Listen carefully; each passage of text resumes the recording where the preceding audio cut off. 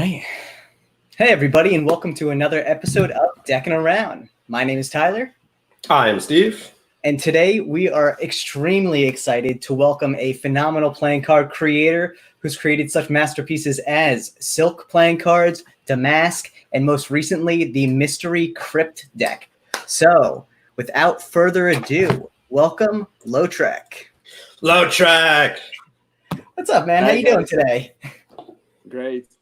Good. Welcome to the show. We're so happy to have you here.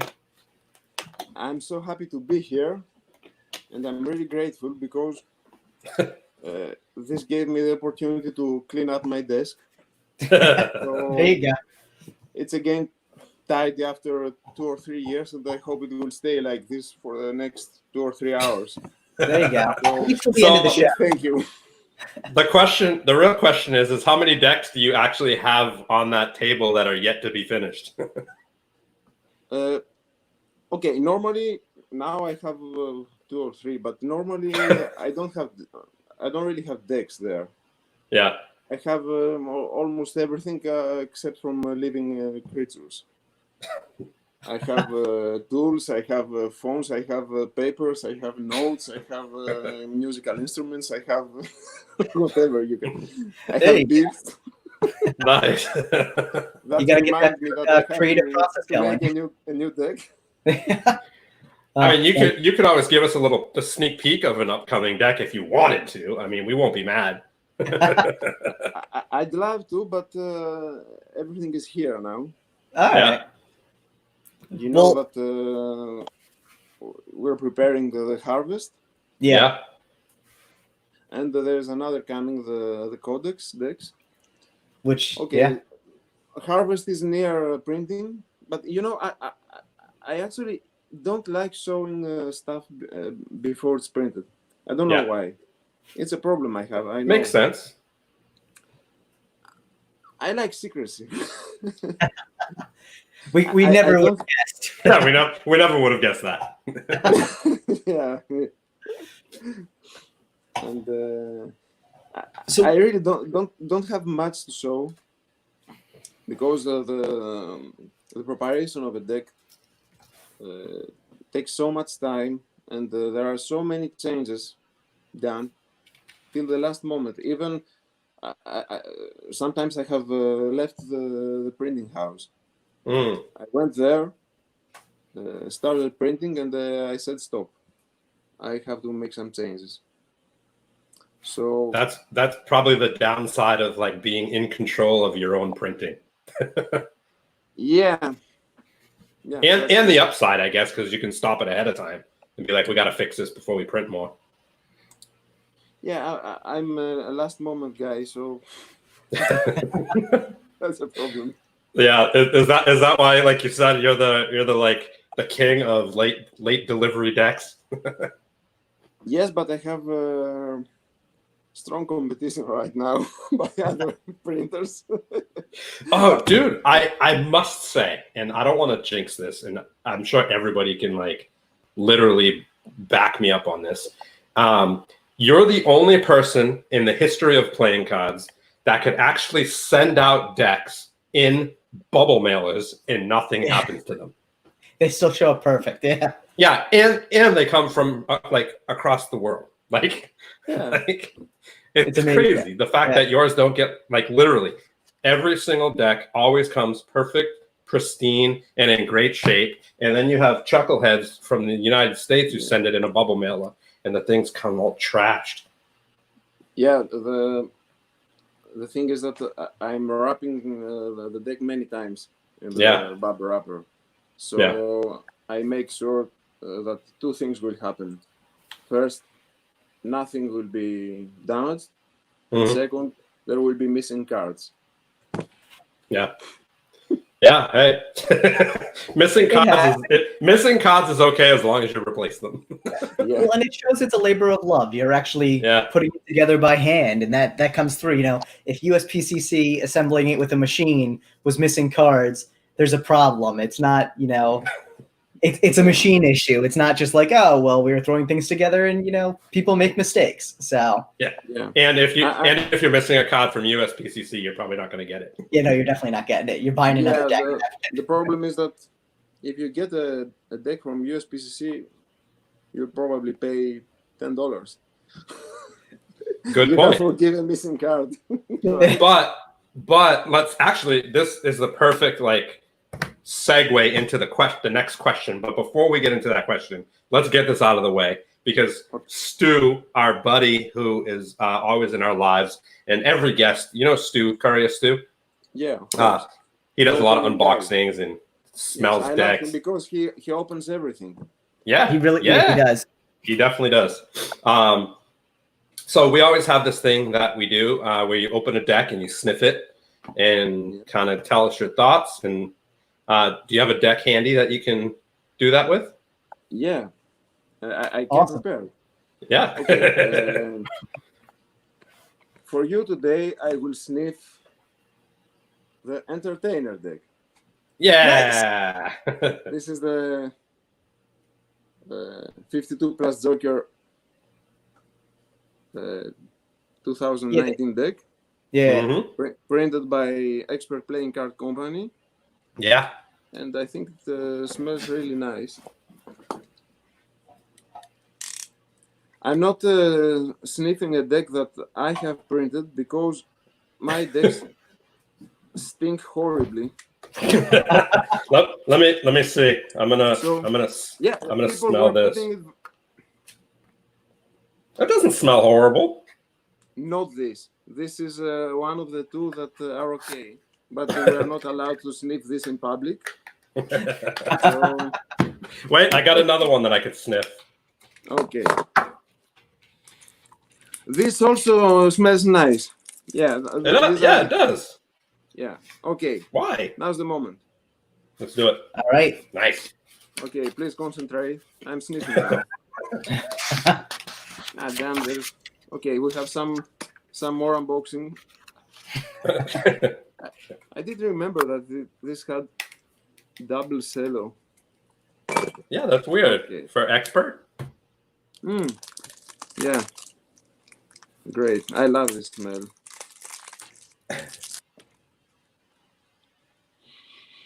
Oh, yeah. Such passion. It's very industrial, but I love industrial smell. Yeah. I love smelling the gas stations. Well, I love gas stations. Yeah, I open the window and maybe we found the secret underlying cause of everyone loving playing cards so much. We all love the smell of gasoline. Right. Yeah, the problem is that the thing is that I do not smell just playing cards. I smell everything. I believe in a previous life I was a dog or something like that. I mean, you have shaggy hair still, so maybe that, So what's the best thing you ever smelled then? What's the best thing I've ever smelled? Yeah, why not? You say you smell everything. Yeah. Everything, at least it's promising that it will smell nicely or strangely. I don't know. That's funny. I don't know.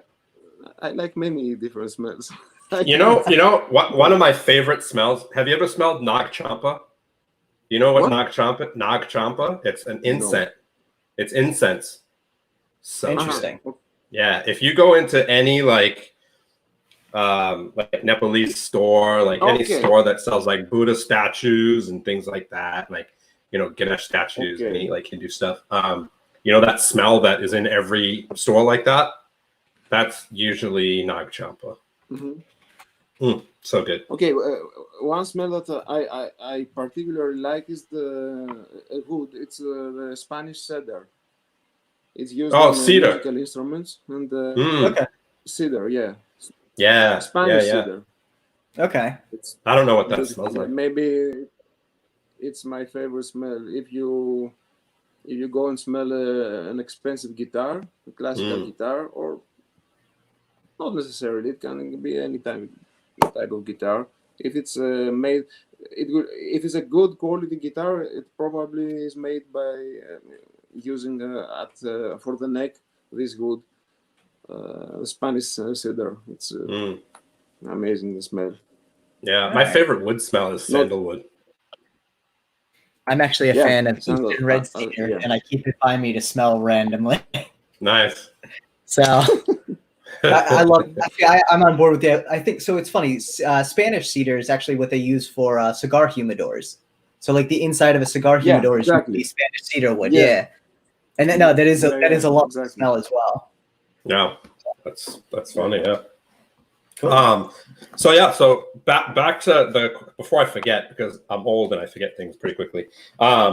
You were saying about just like I think now we can dismiss Stu, right? Yeah. I mean, I don't even know if he's even in here anymore. We did a smelling thing. Yeah, he can go a happy man now. So your new deck, the Crypt, obviously is different than any other deck you've done. You're holding, the Entertainer, and a lot of people, I think, don't know the process that goes into making such a deck like this, whether it's certain amount of foils and how each layer is put down, and just how the ink is even placed on specific stocks. If you can kind of break down a little bit, maybe even like explaining the Entertainer first, because it's totally different. That's cold foil, and this is hot foil, right? The Entertainer. Okay, you want me to say a few things about the Entertainer? Just because it's totally different printing process, right? Okay. First of all, the Entertainer deck has something that was never done before. This is by itself is not really important. I mean, many things have been done before, and they are not worth doing them anyway. So it's not a merit by itself. At least you admit it. Yeah. I just mentioned it. It's a characteristic that we use the cold foil and hot foil. Okay. Oh, both. Yeah. And they did pretty good job. I like what I see. There is the problem with the hot foil, with the cold foil, and the reason I don't like it very much is that it's actually like printing, like printing in ink. There's no difference, and there is no depth. I mean, it's totally flat with the surface of the paper, right? While hot foil is pressed, and this creates a different level that reacts differently to the light. Okay, interesting. So the things you will see in a hot foil process, you will never see them in cold foil. You just see a shiny thing. So I wanted to see how these two go together. And I think the result was good. I like what we did there. Very cool. Crypt. Yeah. Whole different level. My preference is the hot foil. Yeah. It has many problems, many production problems that cold foil doesn't have. Actually, cold foil is very simple to produce. As I said, it's like printing another ink. Instead of having 4 inks, you have 5. Okay, it's not a big deal. It's impressive, but in reality, it's very simple to do it. Hot foil is extremely complicated. Extremely, I mean, extremely, because you have to take into account very different factors that affect the result, and they can destroy it very easily. You cannot imagine, and there are things that I discovered during printing Crypt, that even I have printed many decks with foil. there never had been such a demand for such a precise registration. Okay. So having to be 100% accurate, I discovered that it's almost impossible for many reasons. Right. For example, the plates, something that I discovered, and it's a knowledge that I can share with other people who may want to do it, and they can PayPal me an amount, is that the plates, the plates that you use for the hot foil, they are actually moving. Okay. I mean, it's metal. Yeah. It gets hot. After a few hundred of passes, it spreads. And this creates problems for the next step. If you want to use two foils, if you use one foil, it's okay. Right. If you want to use two foils, it's a problem. And if you want to use three foils, as I did for the back of the crypt, it's crazy. Yeah. Needless And, to say, and does it get more with four foils? Does it get And more also, difficult depending on the detail, or is it still the same pass? Yeah, depending on the detail, it gets more and more difficult. Yeah. Also, the paper itself, after continuous passes, spreads. If you measure a piece of paper before foiling and after, the dimensions are different. Really? So it's you're struggling. Yeah, that's crazy. It's not drastically bigger, but right, it changes enough to cause problems. Interesting. You're struggling with something that you don't see. That's the problem. Yeah. When you use hot foil, everything can affect it. Everything, really. If, for example, if you do one pass today, and you leave the second pass for the next day, and it rains in the afternoon of the first day, this may affect the paper. And you may have problems, registration problems, just because it rained. That's why I prefer to do the foiling work in the summer or spring. Oh wow! So do you generally, if you know that you're printing, do you generally try to get that run printed in a day for that reason? No, it cannot be done in a day. Okay. But at least some stuff has to be completed quickly. Yeah. Okay. How long does it take? How long does it take for you to print? Go ahead. When I printed Crypt, we worked for 7 or 8 days from morning till 10 o'clock. Oh, wow. At the night. And that's not just like pressing a button. That's like actually like focusing and correcting and fixing and making sure it's like registration is on. You do it all the time. And yes, it's very... how can I describe it? It's agony. When you print with foil, it's a struggle. Yeah. Don't try this at home. I'm not going to. That's why I'm just going to go to you to do it. But on the other hand, okay, you may say, why you do it then? Because the result can be so beautiful. Yeah. So inspiring, so rewarding. And every time I say that it's worth doing it. It's worth repeating it. Yeah. Yeah, I mean, but, when I go to the print, I say, no, why did I do that again? Yeah, really. I don't know if I can describe it. It's at least for me. I don't know other workshops and other people how are they handling it. Maybe it's because I'm maniac with the detail, etc., etc. But there is a phase that you struggle and you say, not again that. And after when you have the printed deck, you say, oh, it's so beautiful. I like it no matter what it cost me. Yeah, I think. Yeah.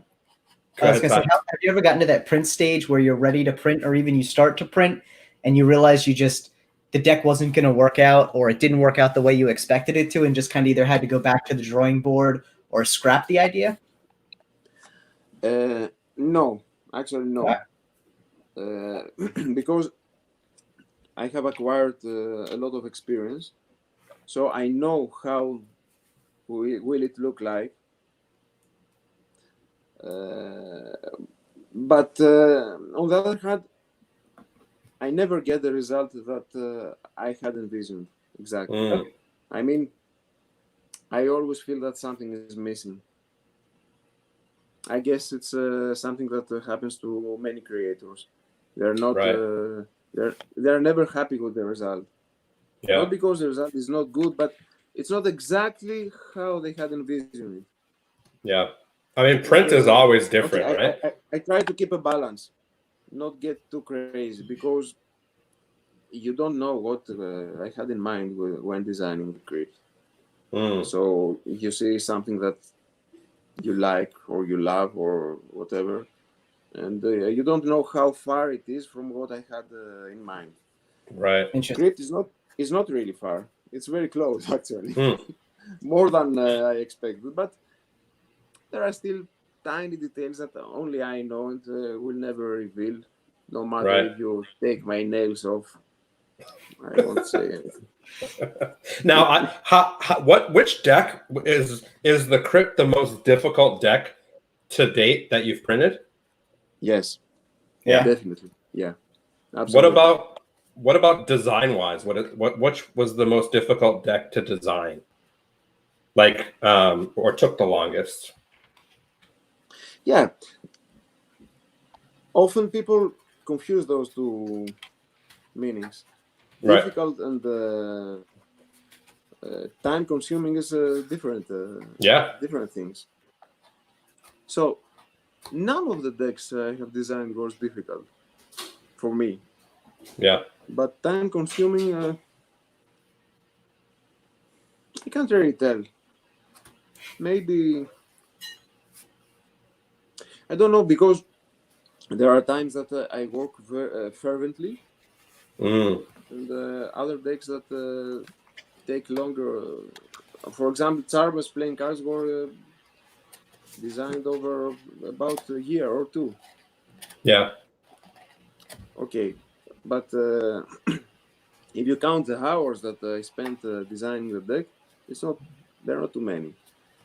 Right, because you're also designing other decks while you're designing that deck, right? No, I'm planning the next deck where I do not design two decks at the same time. Oh, interesting. Never. I cannot do that. I'm strictly monogamic. And that's interesting. This goes to the decks too. It's funny because it's like, Crypt just came out. You have the Harvest coming out, and then you have Codex, and it's like he doesn't do them at the same time. It's like, dang, that's quick. That's impressive. That's really impressive. No. Yeah. I just throw stuff there to impress people. I have very few things done on paper yet, but we are discussing the. Okay, I'm not alone here, right? Right. I do this with my partner.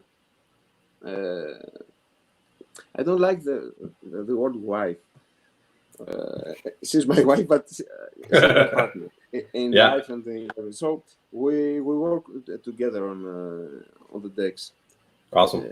I do the design. She does not design because she has a very different style. We have both studied in Athens School of Fine Arts. It's where we met. Cool. And we discuss everything regarding the decks. And she's a very vital part, not only of the process of making the decks, but of me. I mean, before I met her, my colors were lousy. She has a brilliant perception of colors. She's a photographer as well, and she uses color magnificently. I learned many things from her. So even if she does not take the pen to design a deck, because as I said, we have completely different styles, and her drawing style does not really fit playing card. Right. However, we are always together in this. Of course, she does not come to the printers because she's allergic, and inks and that stuff kills her. Yeah, it's terrible, probably. Yeah, it's very unhealthy. It's really awful. Yeah. I mean, I like the process, but okay, you're smelling cancer there. Yeah. Yeah. Really. But we all will die from cancer one day. So this is true. This is true. Yeah. What? Look, where now, do we live? What got why cards? Like, what got you into cards? Like, what was it where I was like, I want to design playing cards and I want to be the GOAT? Okay. Financial problems.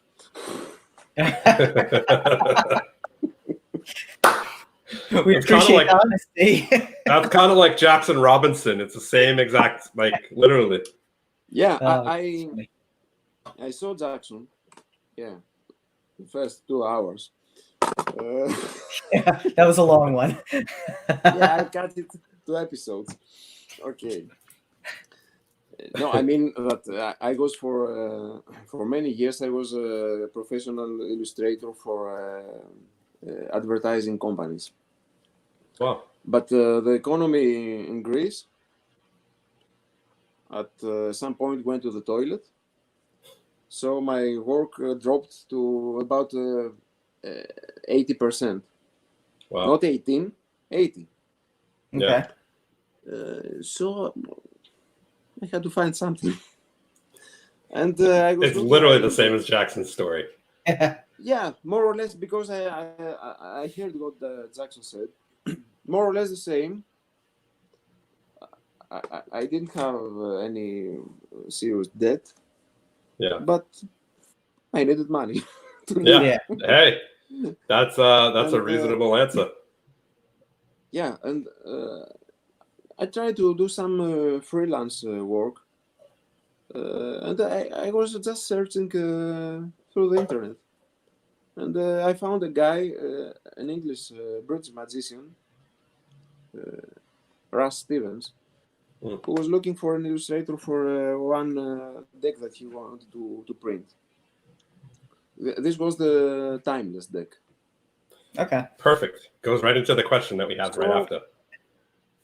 Yeah, so I did this deck. He liked it very much, and I did another one for him. So after the deck came out, I searched the web to see reactions and etc. And I found out that there's a bunch of psychos out there that actually collect decks. And I said, that's a nice target group to exploit. That's a nice gullible group. Okay. That's a nice gullible group. Yeah, this is that's funnily presented, but the truth is that as a kid, I loved playing cards, and I always wondered why the chords are the same all the time. Couldn't we have different chords? And when I designed this deck for Russ Stevens, I discovered that the chords can be custom and everything can be custom. And this was very fascinating for me. Actually, in the real reason I do this job is because I feel total freedom. Freedom that I never had as a professional freelance illustrator. Yeah. I had good money, very good money, but I never had freedom, and I was doing things that were designed, designated to go to the trash bin. Yeah. I was Yeah. mainly a storyboard artist, and these things never appear in public. They just show them to the clients, and they scrap it. Interesting. Yeah, Wow, that's not very satisfying. That's depressing. Okay, the money I was getting was not depressing, so there was a balance. Yeah, that's fair enough. Yeah. So now, when you There was a designed balance. Timeless, was that something where you came to the? I was a bit cynical. Yeah. I said, okay, I put my art. People come and ask my storyboards because they appreciate my art. They pay me. I don't care if they throw it away 5 days ago after. Okay. The problem is that I was working on commission. Yeah. And I was doing things that other people were telling me to do. I was good at this, but artistically it was not satisfying at all. Yeah. And at a certain point, it became a job. So I'm terribly lazy. I hate work. So when I felt that this became a job, I started to have a problem. Yeah. And then, thankfully, we had this financial crisis in Greece, and I found playing cards. Nice. So now with the I work with much you, more time now. I work, but I love you what enjoy I'm it doing. now. So Yeah. Go Ty, all you, buddy. So yeah, with the Timeless deck, when you you mentioned that was your first foray into playing cards. That was obviously a commissioned kind of work, but would you say that was initially in your style, or was it really something that the person who asked you create it kind of gave you the idea and you kind of fit to what they were looking for? Yeah, he gave me the idea, but it happened that the idea fitted my style.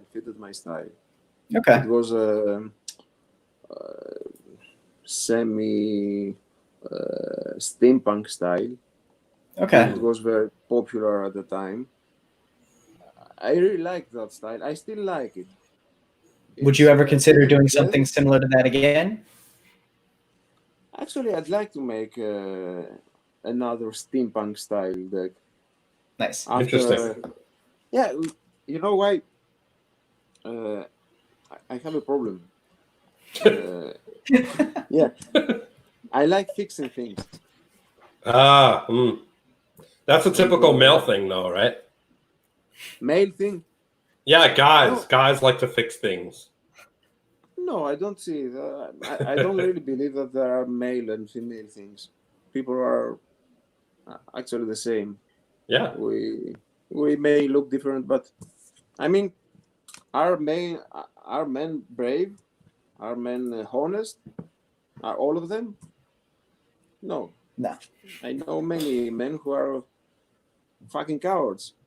And, yeah, I agree. Many women who are extremely brave. For example, okay, it's off topic, but remember the suffragette movement? The what? In the beginning of the 20th century, these women were asking for the right to vote in a world that they could be beaten for that. Imagine how brave they were to go out and ask for something that was unheard of back then. So these were very brave women. They're brave, man. I wouldn't be that brave. No way. Dude, try having a baby. You think any man could have a baby? Definitely not. Me, definitely no. Go ahead, Ty. Oh, okay. What were we saying? About the steampunk. About the steampunk. It's so beaten to death, this theme. Yeah. And now there's I bicycle believe that, steampunk. Yeah, I still believe that there is room for at least one more steampunk deck. As long as it's yours. I'd like As long as it's yours. Yeah, because I have something in my mind Nice. that I've never seen in Oh, cool. steampunk decks. So, if the industry has consumed 20 or 30 steampunk and Cthulhu decks, there can be another one. Yeah, there can be another one. There definitely can be. What? I'm sure that there's room for one more. Absolutely, especially from Lotrek. We'll take it. We'll take 5 more from you. I'm sure they'd squash anything we see out there now. This was a warning to the playing card world. I'm preparing a steampunk deck. So if you have a steampunk deck in the work, just give up now. Yeah. Are you gonna do like a fuzzy animal deck or something, like some little kids deck? No, I'm not at all. Yeah, but it could be a possibility, but okay. I'm a funny guy. I like jokes. I joke all the time. People often don't know when I'm joking and when I'm serious. The truth is that I'm never serious, but I don't like funny. I don't like funny things. I don't know why. Okay. Well, a lot of things aren't funny. That's why. Maybe, yeah. Or maybe I don't want competition. I want to be the funny guy, not my decks. There you go. Pip Chickadee says a cat deck. She loves cats. Yeah. Okay. I can live without cats. Thank you. Dogs. Me too. Yeah. See, I'm a cat and a dog person. Yeah, Steve hates cats. Of course. You know what? Of course, Tyler's a cat and dog person. I just like animals. A dog person. Honestly, I like animals in general. Tyler's like Switzerland. He's like dual and everything. He's like, I'm cool with it. I'm the guy that's like, fuck that. Tyler's like, well, let's just give him the benefit of the. I'm like, fuck that. I don't like. Listen, cats. I mean, I love cats and dogs. I like rabbits. I adore dogs. I like rabbits. What? I like rabbits. Rabbits are cool. Yeah. If properly cooked. Yes. Yeah, exactly. See, that's kind of the tough part for me. Is like I like rabbits as pets, but I also like rabbits as food. So it's a weird line there. But yeah. I mean, I've probably eaten cat before and just didn't know it. Maybe. It's possible. Maybe. It's possible. I have eaten donkey. I don't know. I've never eaten donkey. I've eaten goat. I've done goat before, but I always eat goat. Goat's not bad. In Italy. Goats. Yeah, goat. I've eaten. I mean, Italy they make everything. Yeah, but I could not eat a horse, but donkey was okay. Oh, really? I've never eaten donkey before. I don't have anything against donkeys. I love them. That's fair enough. Oh man, I'm a very firm believer that, and granted, I feel like this is probably not the best opinion for a lot of people out there who don't like to eat meat, but like I'll try anything at least once food wise. Like it's always worth trying something. I think the only thing I'd probably say no to would be eyeballs, but other than that, I'd try anything. Yeah, in certain cultures they eat eyeballs. Yeah, like goat eyeballs. I wouldn't do that. No. But otherwise, meat, absolutely. Why not? Yeah. Would you eat worms? Sure, why not? Because people eat mealworms. Yeah, I'd eat bugs. I have no problem with that. Really? Okay. Yeah. I mean, he's eaten spiders in his lifetime. We all have. Yeah, we all eat spiders. So what I've heard though, a lot of like bugs actually taste very nutty. So, if you like nuts, you probably like bugs, and you wouldn't even know. So I like nuts, and I prefer to stick to nuts. There you go. Mike asked, "Who's had saganaki? What's that?" I do not know what saganaki is. Saganaki. What's that? What's that? Saganaki. It's funny. It sounds like it's Japanese, but it's totally Greek. Okay, it's Oh shit! fried It does sound cheese. Japanese. What is it? Yeah, especially if you say saganaki. What Yes. is it? What is it? It's yellow, hard yellow cheese, which is fried. Oh, grilled. You take Is it grilled or fried? Mostly fried. Just you is fry it just the cheese fried on the grill? Not exactly. You take the cheese, a thick slice of cheese. You put it on the flour, and it creates a crust. So it's like deep fried, like in an oil, like a pan fried with an oil. Of course. Okay, It's deep fried, but it needs to have flour around it. Yeah. it sounds like there's a similar Italian dish that's like mozzarella that's It's a breaded mozzarella like that. stick.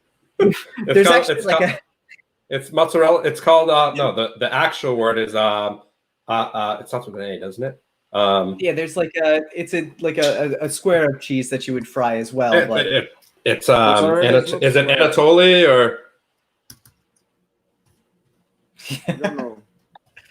You guys Also, in America, you eat something that you call it mozzarella, but it's not mozzarella. Stop. no, it's fake calling mozzarella. it mozzarella, please. I mean, what else do you call it though? That's what we call it here. No, it's called it's not mozzarella. It's a yellow thing. Okay. Yeah, that works. Pip has figured out the question. You are offending Italians. It's an Anatoly, Probably. I think, right? Is that what it is? I don't know. You're still on this one, Steve. It starts with an A. Hell yeah, I'm still on it. But so we did actually have another question that came in that said, "What deck are you most proud of?" Which I think is a very valid question because you've created some really iconic decks. Proud, maybe Crypt. Okay. Maybe Crypt. Yeah, that box there. Dude, this is the best box I've ever seen a deck in. Yeah. Absolutely. Yeah. But you know what? A real designer would have put some foil on the inside. Yeah. I'm a fake designer, so I did that. Oh goodness! How'd you come up with the name for Crypt? Yeah, this is an interesting question and an interesting process, I think. Okay, the thing is that I improvise a lot. Okay, many things that you see in a deck and seem to fit perfectly, and you believe that there was a lot of planning behind it. Actually, are ideas of the moment. How did I come up? I don't really remember, but I remember that. Yeah, okay. I'm afraid that I will reveal too much about the deck if I tell the whole story. Right. Fair enough. The thing is that I had the idea of this concept of the Crypt, of the secret deck, but I didn't have the name, and I feared that if I picked a name that would describe what's inside the deck, it would be like revealing it. Right. Or people would be more prepared of what they were going to see. So I thought that the name of the deck should reveal nothing, but at the same time describe exactly what is this deck. So Crypt, I think I read somewhere the word Crypt. I don't really remember.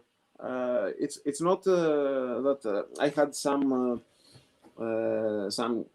candidates to choose between. Right. And I think I just came across the word and I said that's it. Yeah. Yeah. I think it's perfect because it's like, I mean, what do you think, Tal? I think the whole idea of Crypt is like something that's where they hide like mummies or bodies, like or treasure. Yeah, like treasures, Yeah. So I think it's kind of cool that it's like this mysterious thing that there's a treasure. Usually when people find crypts, there's like someone's skeleton is in there or treasure or something. It's funny because I'm not a fan of skulls. Like I don't like skull decks and all that stuff. Me. And when I heard the name, I was like, oh, come on, I hope it's not skulls. So when I opened it, I'm like, oh, thank God it's not skulls. Yeah. After That's fun. Okay, there was the idea for the deck. Okay, for how the deck would look like. After I found the name, everything else came. Everything had to be part of the project of the concept Crypt. I mean, I had a different design for the tack case, for example. At the beginning, I had something different in mind. But when I came up with the word Crypt, I said, okay, this has to be a real Crypt, something that looks unimportant because this is the meaning of Crypt. Yeah. It should not be inviting people. It should not say, there is a treasure inside, open it. It's something that you don't notice. You don't pay attention to. What's that? Yeah. No. Hey, I agree. If you decide to get in that and start searching, little by little you discover things. And this was the concept around which the tack case was built. Right. Nice. When you open the crypt, you say, okay, nice, but you're not yet very surprised. It's okay, a nice box. And as you gradually open it, you see more and more until the final discovery. This was my ambition, at least, and I'm very happy that most of the people that got the deck felt the same thing, and they told me those things without me having described it before. And I think that's amazing because I was having a conversation. I was having a conversation with someone, and literally when we were talking about it, this person said I was really underwhelmed. He said even though the box is cool, I was underwhelmed with how it wasn't more extravagant. So the fact that the reason why it wasn't was because of the whole story being told. Yes, it's a story. Is perfect, and I guarantee that person now is going to be like, oh, it all makes sense. You know what I mean? I think that's cool. There were a few people that said that they were kind of underwhelmed, but they are all arrested now. So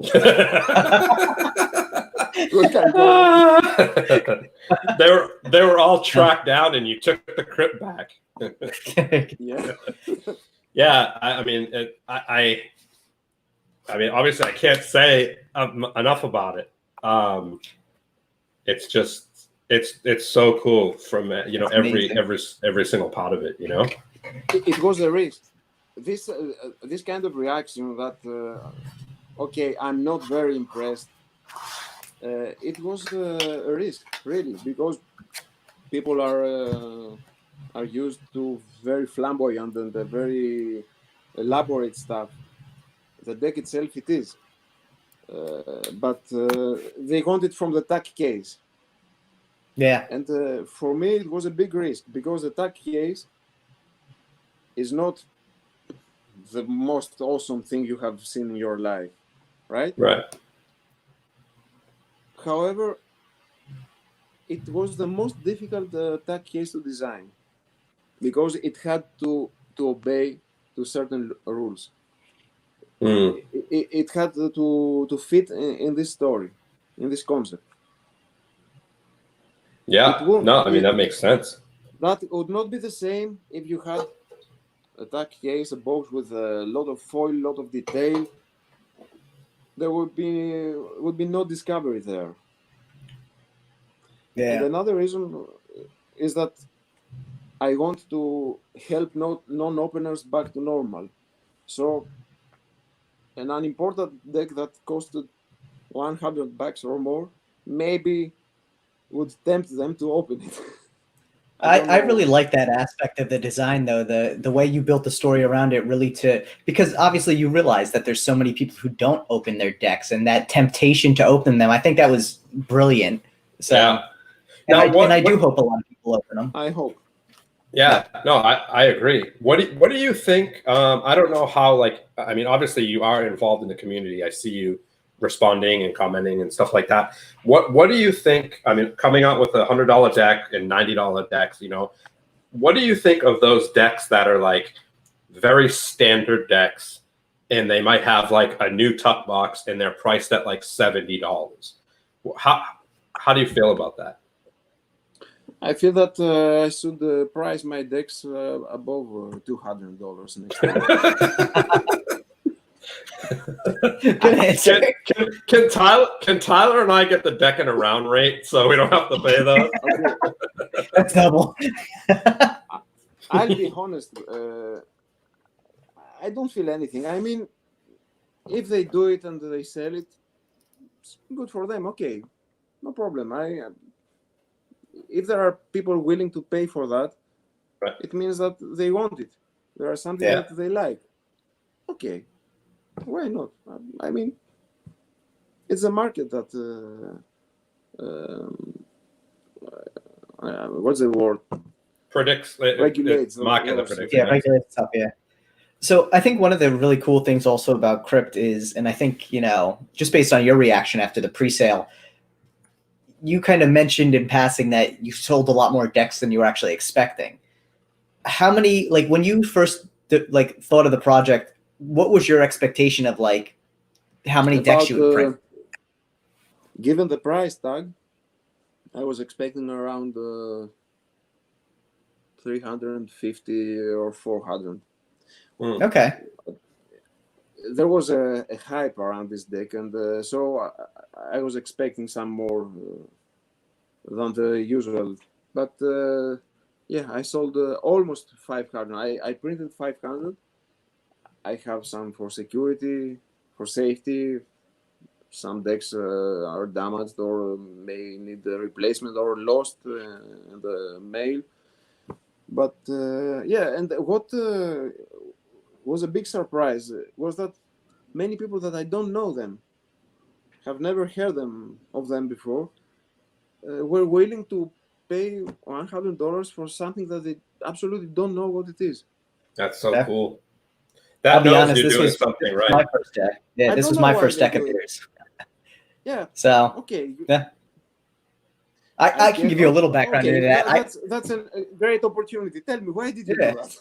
So I had actually seen a lot of your previous work, and I really admired it. I think the Damask deck and the Silk deck are absolutely beautiful. And I think a lot of it for me was the opportunity to buy a deck of yours when it was first released, to support your work, but also it was an opportunity to get it at what you offered it at, versus if I wanted to go buy the Silk series now, it would cost me a significant amount more on the aftermarket than it would have originally. And not to say that one day I won't go out and get those, because I would love to pick up all of the both the Damask and the Silk, but originally it was an opportunity to get involved though in the whole Lotrek decks. Lotrek deck. Yeah. So I think that really was what it was. Yeah, there's a question before we have a couple of the same questions. It's, what are you drinking? Steven Chapman, you're one of your fans, and Rope wants to know what you're drinking. It's a rosé wine. What kind of wine? All right. Wine. Rosé. Oh, rosé. A rosé. Okay. Yeah, I like rosé wine. Nice. Where is it from? It's from a little town in Greece, in middle Greece, and it's from black grapes that have a very rosy scent. Nice. It's like smelling a rose. It's a very Nice. beautiful. Very That's cool. cool. So one of the What's questions that actually, were you going to say the favorite designer one? Yeah, all you. Because I actually had a two-part to that one because Go something for it. came up earlier. I thought on it. Have you ever thought of like going forward, and now that you've kind of established yourself, obviously as a well-known designer in the community, have there been opportunities or a desire on your part to collaborate with other designers? Yeah, there were a couple of thoughts. Okay. Alex Chen. Alex Huh? Chen. Alex Chen. No, I don't. I don't Sorry, Alex. I cannot reveal. Okay. There had been a discussion for a collaboration, but I think that we are all too busy with our own projects. Right. Makes sense. But I'd love to do it. I want to do it, but I always find myself way too busy. Mm. I hope it will happen one day, and it will be real fun. Yeah. Now, do you have a favorite designer? Obviously, other than yourself, do you have a favorite designer that you really like their work? That if you were a card collector, I obviously like Lorenzo's work. Yeah. I also like Jackson's work. He's Who? very creative and very. Who? This guy from Texas. Oh, Jackson. It disconnected for me for a second. It broke up. Yeah, I think he's very creative, and what he's doing is very interesting. Yeah. The whole story with King's Wild project. I love Lorenzo. I love Paul Carpenter. Oh yeah. I have been inspired a lot from him. Alex Chin, of course. There are many. They are very different, and I like good designers. I mean, whenever I see knowledge and effort put in a work, I appreciate it. I like it. Yeah. And I'm not the person that will not say that I like this. No, I'm not the person that will not say that I like this. I don't know if you understand what I mean. Yeah. You're honest, right? Yeah, if I like it, I say it. I like it. Yeah. And I also like Giovanni's work. Yeah. His style, I like it a lot. Maybe more people that I forget. Yeah. So like the top, the top tier designers are. Yeah. Okay. Yeah. Naturally, but they're great designers. Some of them are more designers than illustrators. Yeah. Some of them are more illustrators than designers, and some of them are both illustrators and designers. Yes. Agreed. Nice. I think there definitely is tiers in the design world. Go ahead, Ty. Yeah. Well, no, and also directions that it obviously can take, because especially with the whole, split in playing cards now with, cardistry decks. And obviously, I mean, not now, this has been something that's been going on for a while, but like there's a lot of decks that are just solely focused on cardistry now. Have you ever kind of considered, trying your hand at something more oriented to that? Not really. Not really. I mean, fair enough. They seem too simple for me, for my taste, I mean. Yeah. And I will get bored. I know that. This does not mean that I don't like cardistry decks, and I want to make a coming out right now. I really like Fontaine decks. Which one's your favorite?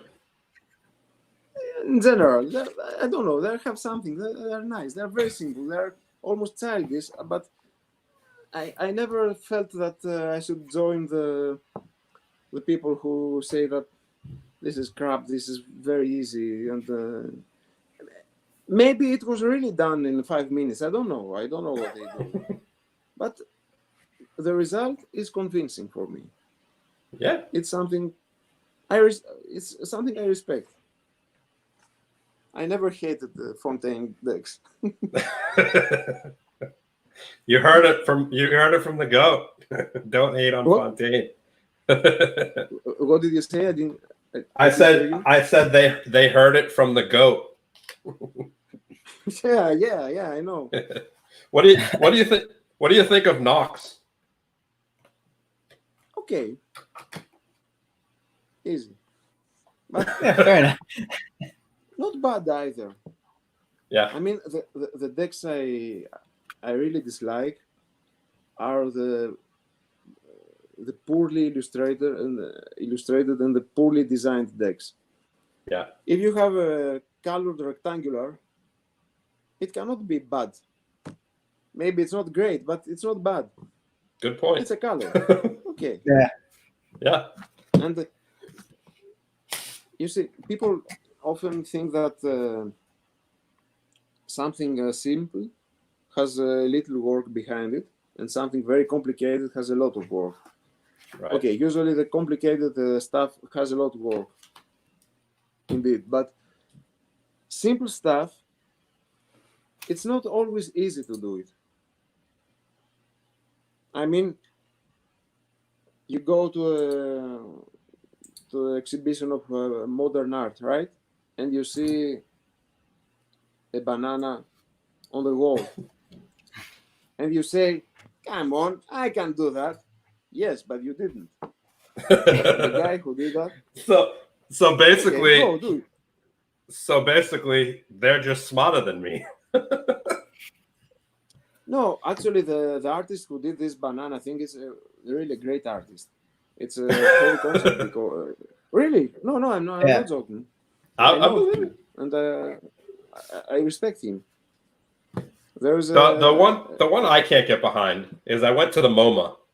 You know what the MoMA is? Yeah. Yeah. So the MoMA here in San Francisco, and I went there for the first time, and I walked up, and there was a huge wall. Like a humongous wall side, like 50 feet long, 30 feet high. And the whole canvas was pink. Yeah. That's it. Okay. The point of modern art is that it's more like a statement. It's not about craft or ability to draw very well. Right. It's a statement. However, don't forget that many of the artists that ended up painting a canvas pink, they know very well how to paint in the classical way. Of course, I'm sure. So at a certain point, they decided to follow a different path. This does not mean that their art is crap. It may be crap, right? I'm really, but I felt, where I felt very bored and almost devastated in Louvre in Paris. Yeah. Because there is so much garbage from the 15th, 16th, and 17th centuries gathered there. I mean, okay, take Renaissance, for example, right? Can you name some of the great Renaissance artists? I'm terrible with art. Okay. I can name famous artists, but I don't know what period they are. Yeah, that's different. Michelangelo? Okay. Like those artists, but I don't know when. Okay. Yeah. So the Ninja Turtles, basically, and then El Greco. Yeah. The Ninja Turtles. What did you say? He said the Ninja Turtles. Raphael, Leonardo, Donatello, and Michelangelo. Exactly. Yeah. See. Okay, now I got it. Okay. How many are they? 10, 20? If that. Probably, yeah, if that. Yeah. Okay. Do you know how many painters were active in Renaissance? Probably hundreds. Yeah. Yeah. All the crap they produced is in the Louvre. Louvre Museum. Good to know. And Dude. you have to see it because it's 16th century. Yeah. It's 16th century crap. That's the full sentence. Well, you know what? The big, huge pink painting, maybe like the artist may be an amazing artist, but their pink painting is crap. Maybe, I don't know. The problem with modern art is that it has a context. It's not that you just see the painting. You have to know some things about the artist and why did they do it. Okay. Yeah, the message behind it. Yeah. I'm not very happy with that, but I'm not very prompt to say what's this shit. I can do it. It's very easy. Yeah, but here's at the moment. I'm here with you. We're very thankful to have you here. So, man. Really So cool. one of the questions actually that came up that I was kind of curious about too, and I think this kind of your decks obviously are very ornate. They're very, very well designed. But I don't think most people would say that they're everyday decks. So humble. But I don't think people would say that they're everyday decks that you would play poker with. Have you ever kind of thought about maybe doing like a player's edition of a deck where you would kind of something with larger indexes, things like that? Yeah, Isn't of course. Arabesque Players Edition like that stuff you can play with? There is an Arabesque. Yeah. By player's like- edition, I mean a Well, less like expensive table deck. players, maybe not even less expensive, but like more easily Okay, recognizable it could be expensive. No problem. indexes and things like that. Yeah. Less stylized. I think I have designed some players decks like less. The Less. deck. Yeah, less is a good one. Actually, yeah, that's a great example. I think Which that's also an awesome deck. The ambassador's deck is a player's deck. Yeah. Okay. The problem is that people are too scared to touch my decks. Even if I say it's a player's deck. Yeah. Can I? That's so true. That's dude. Literally, Go. the first thing when I opened up the deck, I'm sure you heard it in the unboxing. The first thing when I opened up the Crypt deck, the first thing I did was I gave it a little spraying. Yeah. That's the first thing I do when I open up any deck, and I hope you can't see it. You can't see it, okay? No. This is a normal reaction. And this is what people do when they open decks. Yeah, I usually fan it right out the box. Yeah, and I have a question regarding that. Like Tyler says, he usually fans it right out the box. I spring it first, then fan it or whatever. What makes you decide what stock you want to use for what deck? Because, like, for instance, like the less decks, you have the silver and the gold, right? And then you have the black edition, where the black edition, and the same thing with the Chronos. I think you have the black, you got the red, and then you have the collectors, where the collector's edition is like butter, and the black edition for the less deck is like butter. Even like the Blue Oath. The Blue Oath deck, I sprung it and fanned it, and it was like a dream. And I know we've talked about that stock before, but what makes you decide what stock to use? Mostly necessity. I mean, and this is an essential part of art, I think. Many things are born out of necessity. Many innovations are out of necessity. What I mean, playing cardstock is not easily available. I mean, you have to order tons. Oh, really? And, you don't always have the money or the ability to do it. Interesting. There's so much to it that we don't know. Yeah. I cannot just walk in a stock supplier and tell them, Right. okay, give me 1,000 seats of playing card stock. I have to order it from the factory. Mm. So the main reason I have used all these fancy papers is that I didn't have playing card stock. Oh. And, however, I was intrigued to make them work. Yeah. To turn them into playing card stock. Of course, my first decks were lousy regarding handling, and only recently I managed to find my own formula of varnishing the cards. So you saw that Crypt is handling well. It finds it handles way better than well. Yeah.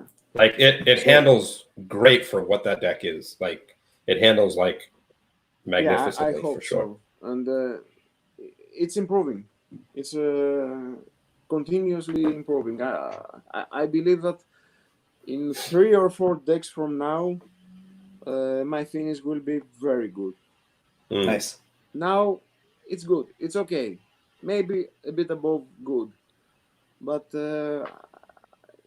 my goal is to have a not so slippery, but very, very easily handling varnish.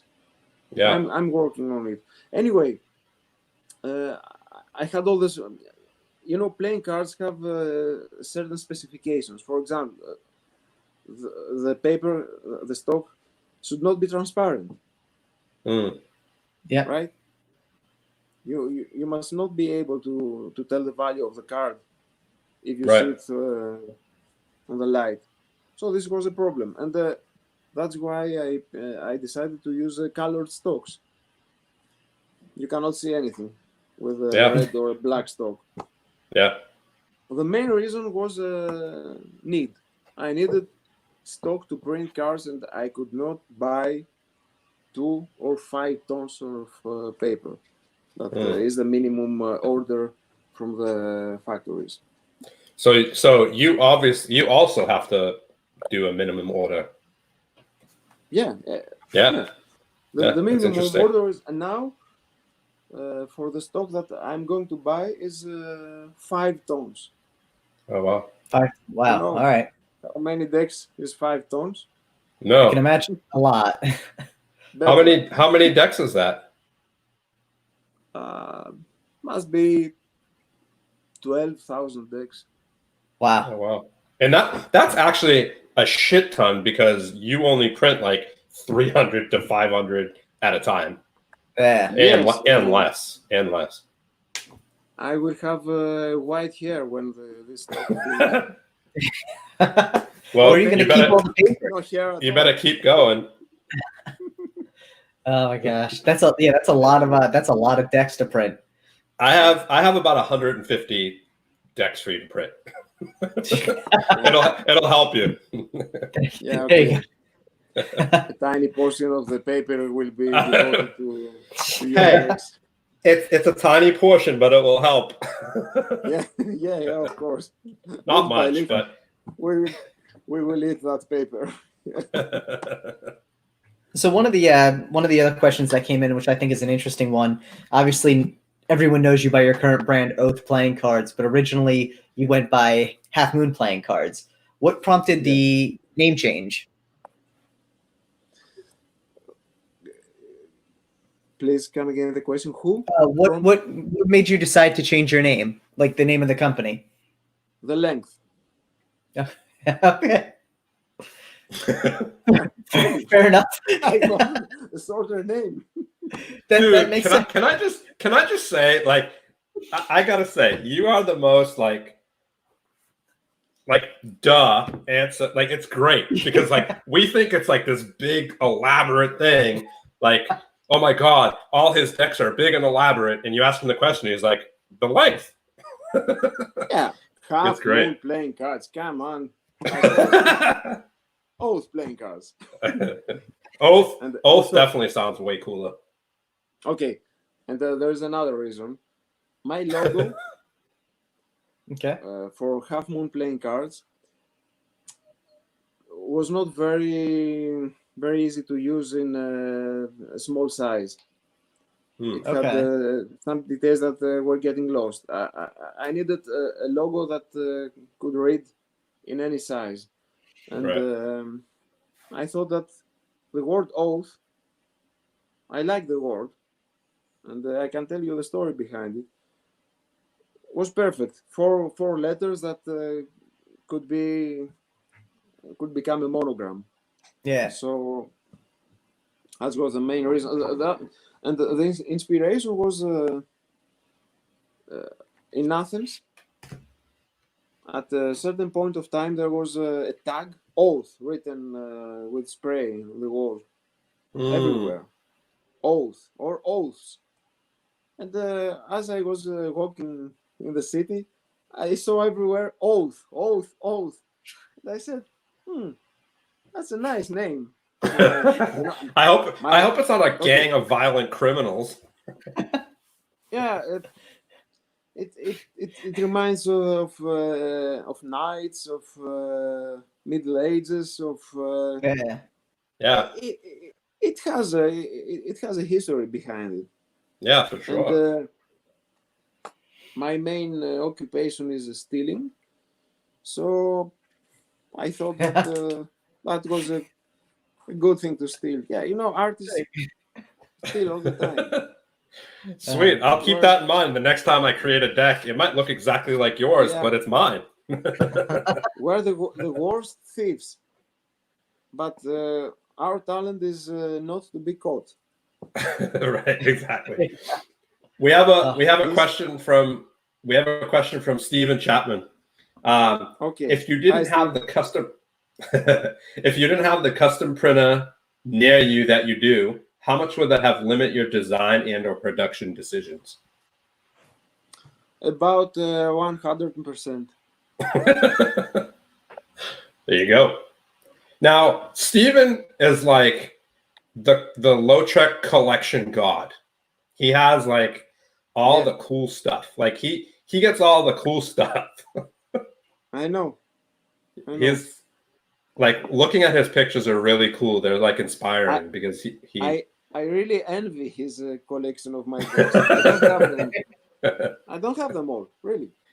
Yeah, but you know what? The cool thing is you can print them all again. No, Steven's got the printing plates. that would be unethical and also boring. No, I hear you. I'm just saying for you, you can print one deck if you wanted. No, I have so many spare cards of all my decks that I don't need to print them. Besides, you know what you should do? You should sign just random cards and just put them in with the packages when you mail them out. Yeah, it's just extra work for me. Not willing to do it unless you pay me. So we're paying you. We're paying you, all right. No, I mean extra payment. It's an extra $15 per deck per card. There you go. But so I guess depending on the card. Depending, yeah. If you want the Ace of Spades, it's an extra 30. But one of the questions I have is kind of being a designer and kind of coming into it, and obviously being a very well-known designer in the community. Do you also collect decks other than your own? I don't collect my own. Okay.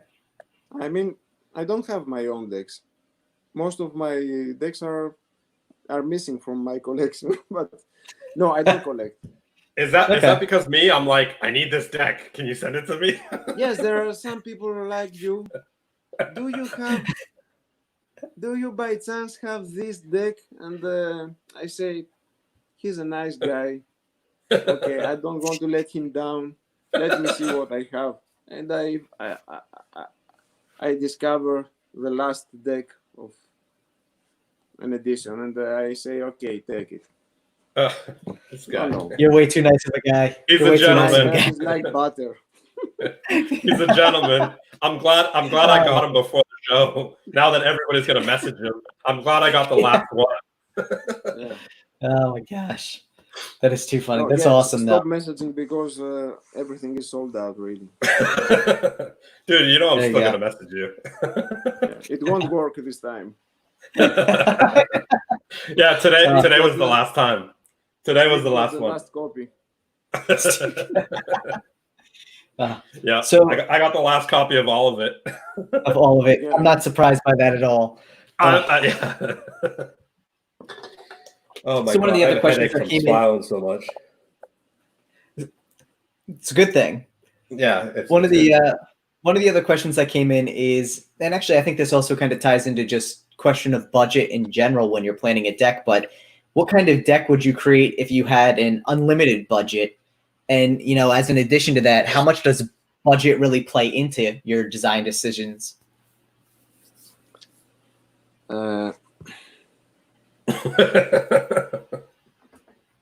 Very difficult because the first part, the second is easy to answer. I first conceive the deck, then I get the money, and then I print it. So. Oh my god, I love it. It's I love very it. funny. Oh my god. Okay, but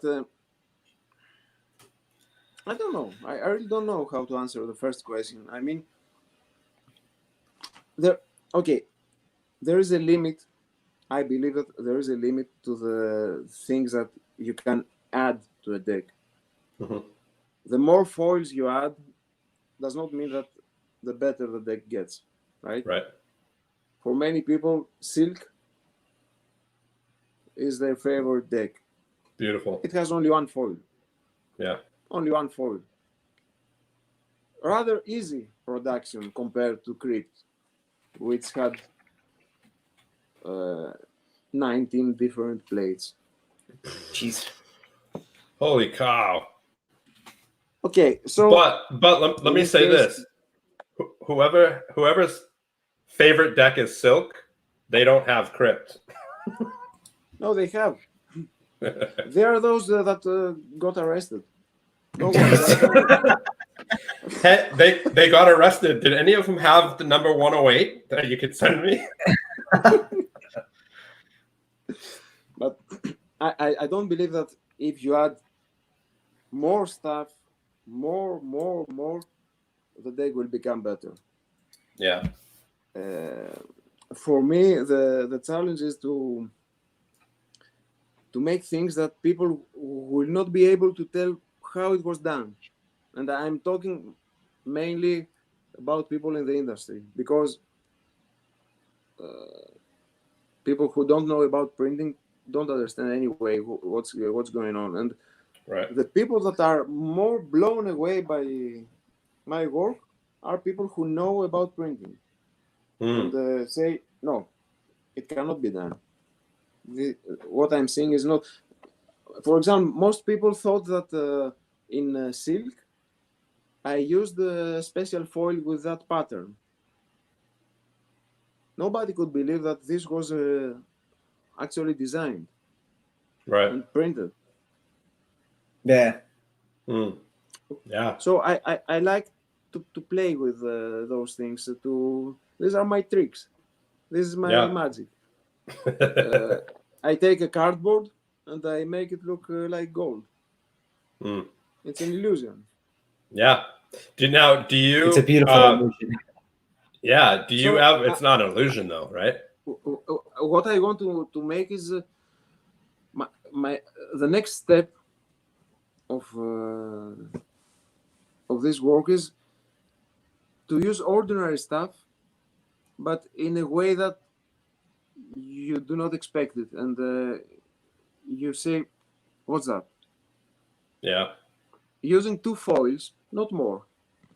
We don't have to go to the Damask, which had 4 foils. You don't really need that. It's beautiful, okay. It's impressive, Right. no doubt. But the real challenge is to make something equally impressive using less. Yeah. Less tricks. Less. Yeah. No, for sure. No more tricks. Less stuff. Yeah. Now, do you ever think of? I mean, I don't know any of your decks that are gilded, and they're like the popular thing to do, right? With decks, is there a reason, or do you see yourself gilding any of your decks? I do. I am actually gilding one of the Charmers editions. Not me. Right. Factory in France. They will do Yeah. it. I don't have something against the gilded decks. It just didn't happen. Yeah. Okay. Do you think anything you will like your own design? Not your own design, but like a Lotrek deck rather than the collaboration between you and Kella. I didn't catch the question. Sorry. Can like, do you see yourself doing a gilded deck outside of the Chalmers? Yes, possibly. Yes. Yeah. Gilded decks. It's not a no for me. Yeah. Right. It just didn't happen yet. Yeah. I like them. What I don't like is when gilding or foil is used to upgrade a crappy deck. You cannot upgrade it. We see that a lot. I agree. Sadly. Yeah, we do see that a lot. Yeah. Yeah. So one of the other questions. Go Go ahead, Steve. No, that wasn't. I had a question. I was just gonna say, with those crappy decks, you should just take the gilding and wrap it around the front and the back of the deck, so you don't see it at all. Yeah, maybe. So one of the questions that also came in from Pip Chickadee was, geez, where'd it go? Here we go. What are your long-term goals for yourself and Oath playing cards? Okay, our main goal is to work less hard. Okay. I mean, for me, this is a real success. To have more time to be with Melina, because I work too much. Right. We both work a lot, but another goal that I don't know if I will make, if I will ever make, is to be on time. You're a funny guy. Yeah, to kill this filthy procrastinator in me. You know what? I think you succeeded because you were actually early for the show tonight. So there you go.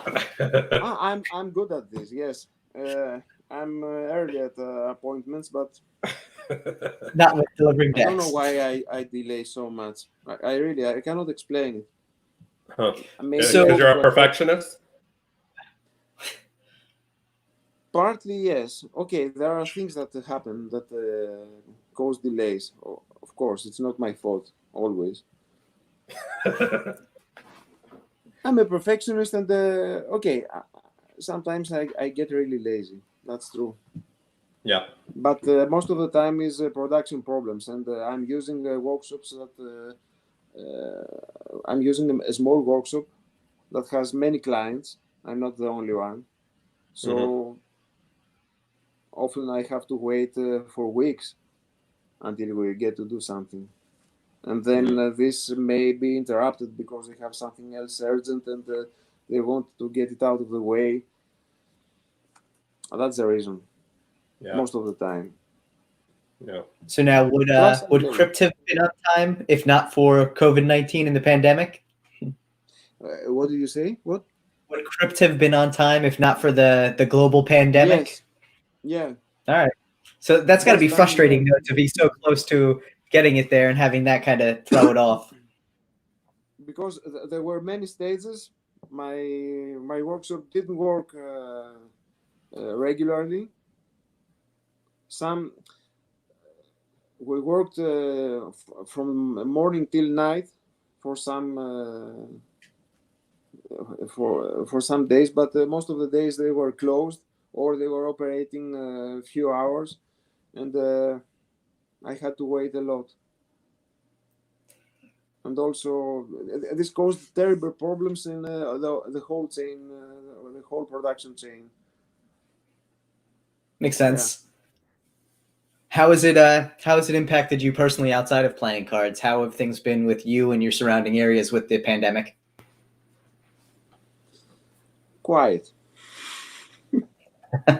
I like that lockdown. All we right. had the opportunity to be together. Yeah. We love being together. We anyway don't see many people. We're rather isolated people. Me and Melina, I mean. And we focused on the things we love to do. Nice. Right. That's awesome, though. Yeah. I like being at home. I'm not the person that wants to be out all the time and go to bars and etc. etc. I'm a peaceful person. I won't cause you any trouble. Now, how long? Not unless you talk trash about his deck and then he gets you arrested. Now, how has it been dealing with Katamundi, knowing that they actually have full control over the printing and all their delays that they constantly have? Like, how does that feel? Like having to deal with that, where it's not in your control anymore when you're normally the one who's in sole control of that stuff. Yeah, it's great because I have somebody else to blame for the delay. I love that. The more they delay, the more happy I am. Oh, that's funny. I have somebody to point at and say, see, he's worse than me. Yeah, they're having a tough time right now, huh? Yeah, they do. But they do. What I love with Cartamundi is that I know that the printing is great. Yeah. And I don't have to bother with that. I send them the artwork. I told them what I want them to do, and I went to sleep. There you go. Nice. I think there's definitely a difference between. I think now nice. every deck is going to be printed by Katamundi. Yeah, they send emails and they say there, oh, we're so sorry for the delay. Yes, you are late. You are late. Oh my god! He's like, you're late. Can you print this deck for me too? But so now I guess they have too many decks to print now. Everybody's coming with Cartamundi, and I guess it's Lorenzo's fault. But oh my god, I just can't. But they do a great job. Yeah. No, without a doubt. I mean, hopefully they pass on some of their printing quality to USPCC now that they've purchased them. We'll see how that goes. Yeah, and mainly cutting quality. Yes. Dude, how the heck can USPCC not get their registration correct? Can you explain that to me? They're the only company that I see is all off. I don't know. Maybe their equipment is old, and they just don't care to get new. I don't know. I really don't. It's only guessing. That's what I heard. I think was it Chris Brown that said that it's really, or what, Lee Asher. I don't remember. Someone was telling us, that I don't even remember who we were talking to, but it was like basically it was either old or they just didn't care enough to stop production for the time it would take to fix whatever was, causing the issues. So, you see, if you're printing millions of decks and you sell them, and it works for you, you don't really have motivation to stop your production and change everything in order to get better registration that Steven Tyler will notice. Yeah. I don't know. No, very true. Yeah. Yeah, it's a very small market segment that actually looks and cares about those things. So it's always that's true. It's always a matter of where do you focus, really. Yeah. For most of the people, bad cutting registration isn't an issue. Yeah. So why should they fix it? It's true. It makes sense. Yeah, I totally. I mean, it's a business. I don't want bad cutting registration, but for certain reasons. For other people, it doesn't matter. So yeah, that's true. Yeah, I don't think if anyone's, I were a USPC, I wouldn't change anything. Really. Yeah. No one's checking my- the cuts on their rider back decks to see if the registration is good. So Yeah. They don't have to. They know it's off. Yeah. very true.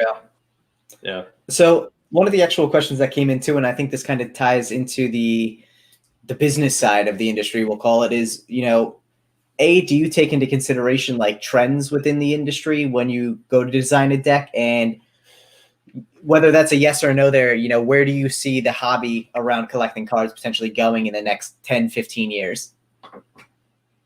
Oh, you want a prediction for the next 15 years? Sure, why not? This is a question from the audience, not from me.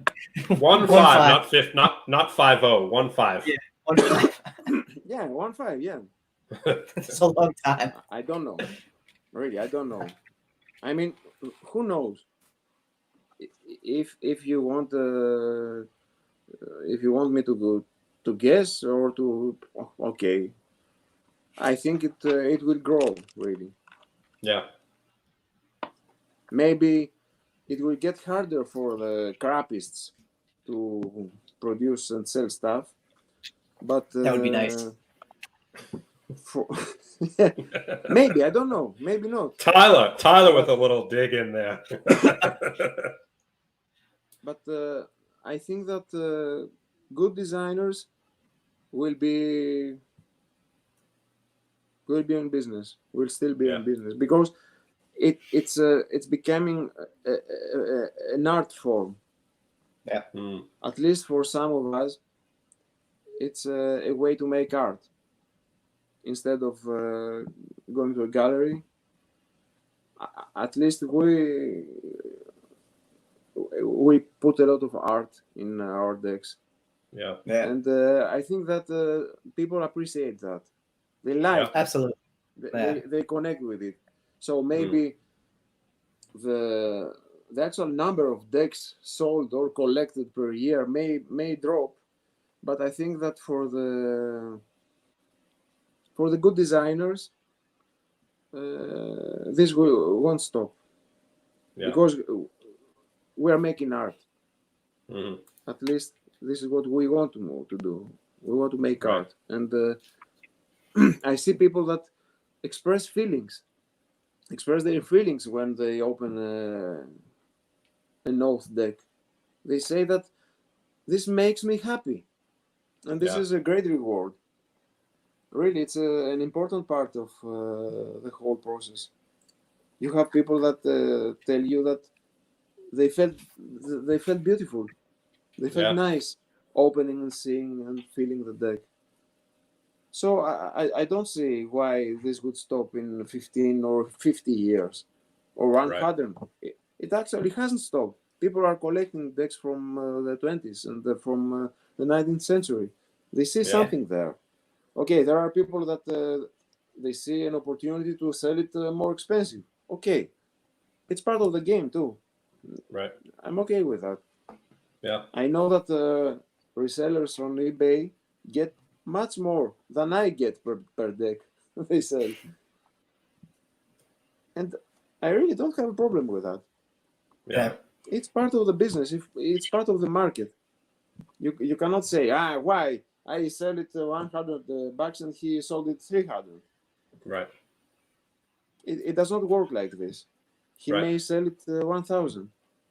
Yeah. And hell, I'll sell it for 1,000. What?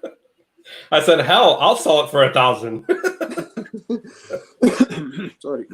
And then I'll call you and be like, do you have any more of these? I so badly wanted to have a copy of your deck.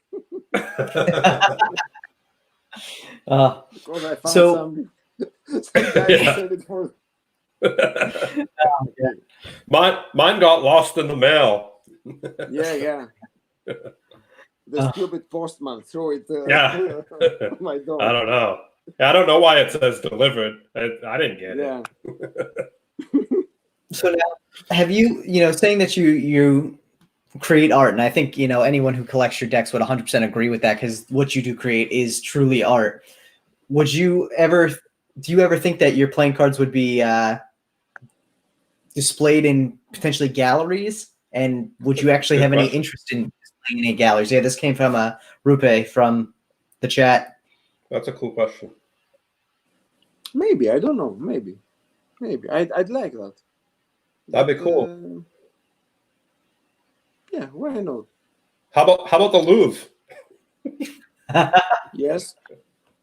In a special You know what you should do? You should just go to the Louvre with a piece of tape and put it on the card and just keep pasting it, like tape it all over the gallery. Yeah, that's a good idea. Oh my god. Maybe. So we actually got a yeah, I mean, I think that would be phenomenal to see playing cards, especially the ones that really are artistic in a gallery. Yeah. Do we have a Kyle question? We do. Yeah, we do have a Kyle question. Because he's here, so let's ask it.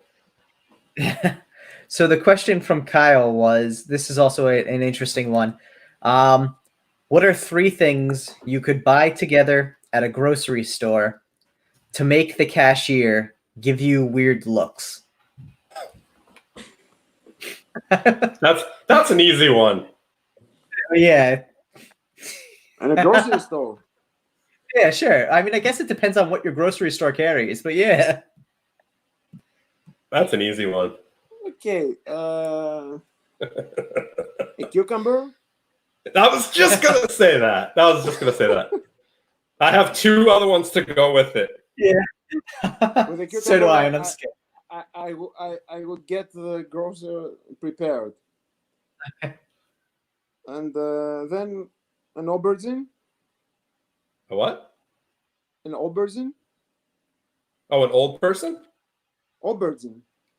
What's that? Yeah, what's that? Eggplant. Okay. Eggplant. Oh, eggplant. Okay. Yeah, oh, eggplant. Okay. And 1 mushroom. What? Okay. You know what I would do? You know what I would do? Don't even say. Don't even say. I would do a cucumber, a condom, Yeah. and Crisco oil. This is where I knew that was going. I think it's too easy. Oh my gosh. That's funny. So Matt, go ahead. Yeah, I was just gonna say the same thing. We have a request for you to play your recorder. My recorder. Yes. Not to put you on the spot, but it's like 4 in the morning there. Actually, it's almost 5. Yeah, almost 5. You really want me to play my recorder? Yeah, we're actually getting a lot of requests for people to want you to play your recorder. Yeah. It's true that I have many instruments here because I'm a musician too, but okay, let me see. I didn't expect that, really. Well, we're glad that we could get something unexpected for you. Okay.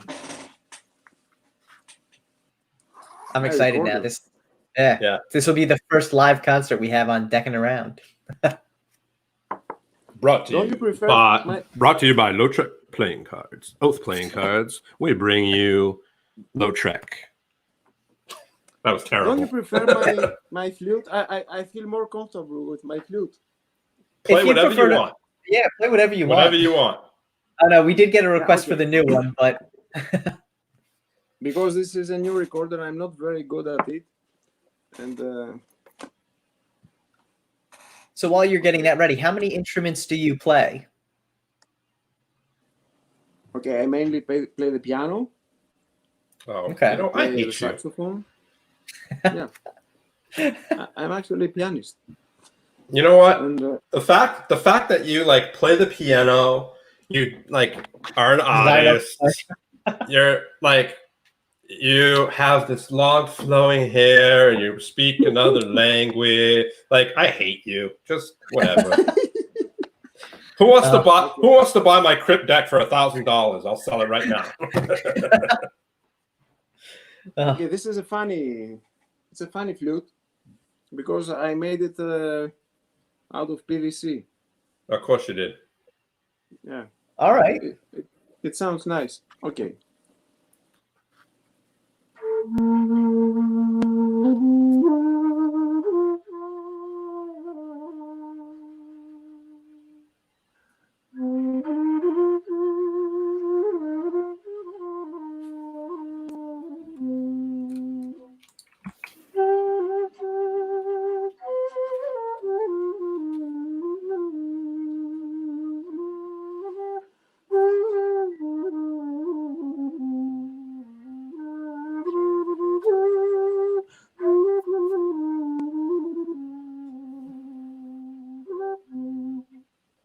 Dude, That was amazing. dude, so cool. That was amazing, God damn. especially for a flute made from PVC. That was Yeah, awesome. it's a PVC flute. That's awesome. Can you know what? I'm not impressed. Maybe if you can make one out of toilet paper roll, then I'll be impressed. I have a bamboo flute here Oh, with wow. a powerful sound. Okay. Oh, wow.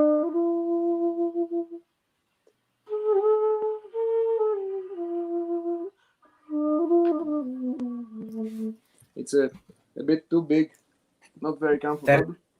That is amazing, though. All right, so you play the piano, the flute, the recorder. Do I see a mandolin behind you? What? It's Do I see a no, it's an Arabic oud. Okay. So, yeah, saxophone, you said? Yeah, and a few stringed instruments. I play an Indian instrument. What instrument? An Indian sarod. instrument. Ah. Sarod. It's called Yeah. sarod. You know it? Yeah, I grew up like with my best friend is Indian, so. Oh, really? So you know sarod? I'm a big fan of the sitar. Yeah, I prefer sarod. Yeah, And, I think all like Indian instruments are beautiful. Very sweet sounds. Yes, yeah. I love them. I love them all. That's true. Yeah, that's cool. Let's see. We got Mark just said, "Wow, Steve's about to ask Lotrek on a date." Oh, what? I mean, listen. I said you really know how to make us look useless. And then Mark said, "Wow, Steve's about to ask Lotrek on a date." Oh, now that was absolutely amazing. I mean, listen, I think it's awesome that you are so multi-talented across art and music. You kind of mentioned already earlier that you don't necessarily go out and party, we'll say, for all intents and purposes, but what sort of other hobbies do you have? Like, what do you do when you're not playing music or creating masterpieces? Right. Okay, I don't like the word hobby. Okay. I mean, it implies that you do something not so seriously, or you do Very true. To relax, or you don't really care. You want to pass your time. Right. That said, I don't have hobbies. Okay. In that sense. But I have many things that I love. I love reading. I love watching movies. Mainly these two. And something that I really liked a few years ago is making instruments, the construction of stringed instruments. Very cool. This is the closest to a hobby I ever had. Although I was doing it with a devotion. But okay, I could call this a hobby in the sense of the word as it used. But I mainly read and watch movies and listen to music, of course. What's your favorite movie? And I cook. I love cooking. Nice. Dude, what don't you do? Let's ask a different question. Yeah. What don't you do? Sleep. Yeah, exactly.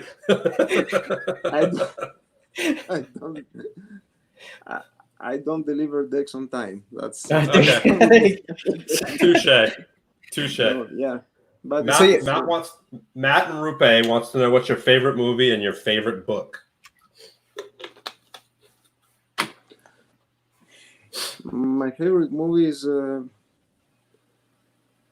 probably Satan Tango. It's by an Hungarian director called Belatar.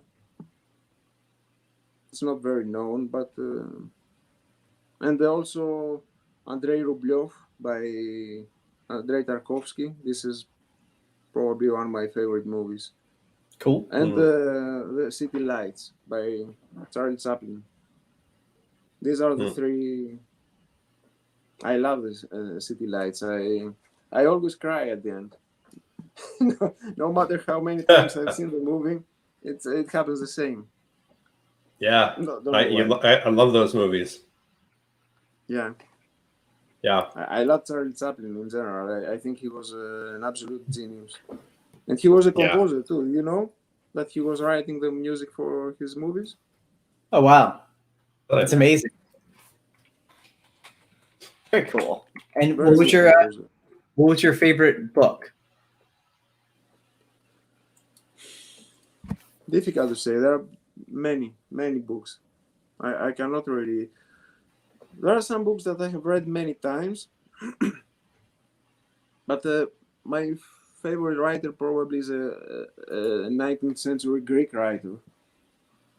Nobody out there knows him. Okay. Yeah, I love this this writer very much, but it's a bit too special. Yeah, that's cool. I think it's cool. My favorite book is The Prophet. Have you ever read that book? The Prophet? Yeah. No. Oh, no, you got to read it. It's by Khalil Gibran. Okay.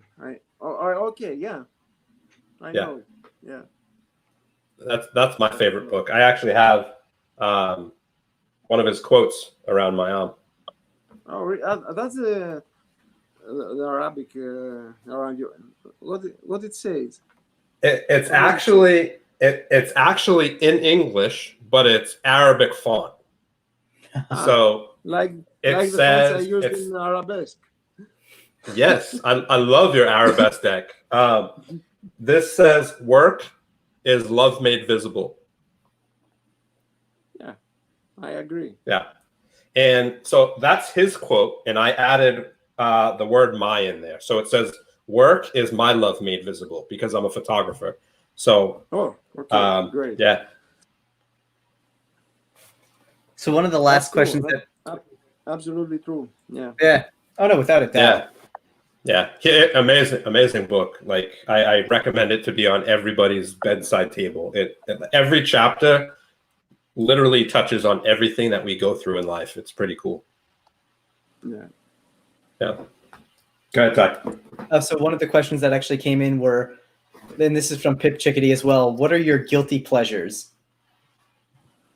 My guilty pleasures: eating.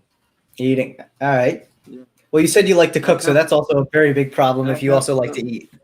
I have food in my mind all the time. Is that the inspiration behind, well, obviously Harvest is grapes and wine, but was it finally just time that you created a food-oriented deck? No. I don't connect those things, really. Okay, interesting. I have a question about the Harvest deck because Tyler just brought it up. Now, I assume Harvest season is different where you are than it is where I am. Are you going to release the deck when it's Harvest season out there, or? It will then end up like this. Yes, the plan was to release it in July. This is not going to happen. Thank God. I will probably release it. Yeah, I will probably release it on early September, and the Codex will go for a bit later. Okay. So, cool. Actually, September is a harvest time in Greece. September, like August, September is harvest time here in California as well. September is the harvest time. Yeah. Yeah. Nice. And cool. I obviously I love wine, but the inspiration was not my love for wine, but the amazing work that you can see in wine labels. Okay. The amazing artwork. Yeah. So this was the inspiration for that. Very cool. That's cool. I want to incorporate the art of wine labeling to a deck of playing cards. It will be very luxurious feeling, not very expensive. Right. Don't worry about that.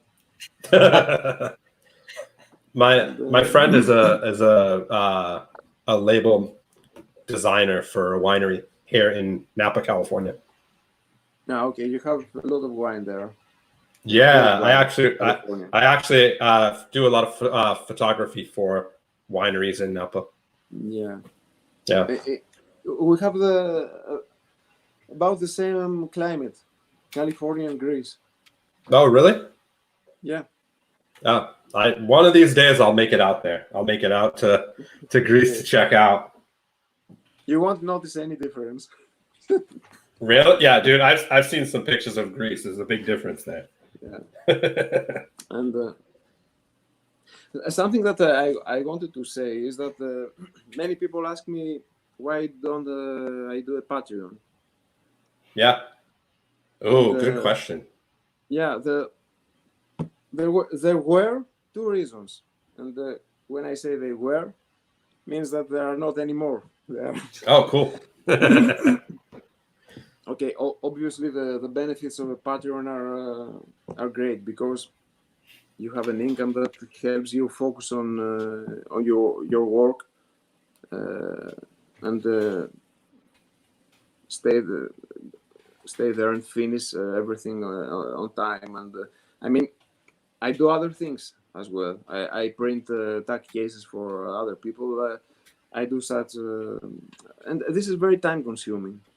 Yeah. So a Patreon would seem ideal for me. However, it was not, because Patreon demands two things that I cannot do.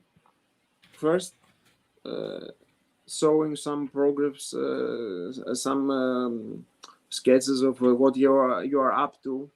Yeah. The people who your patrons. Yeah.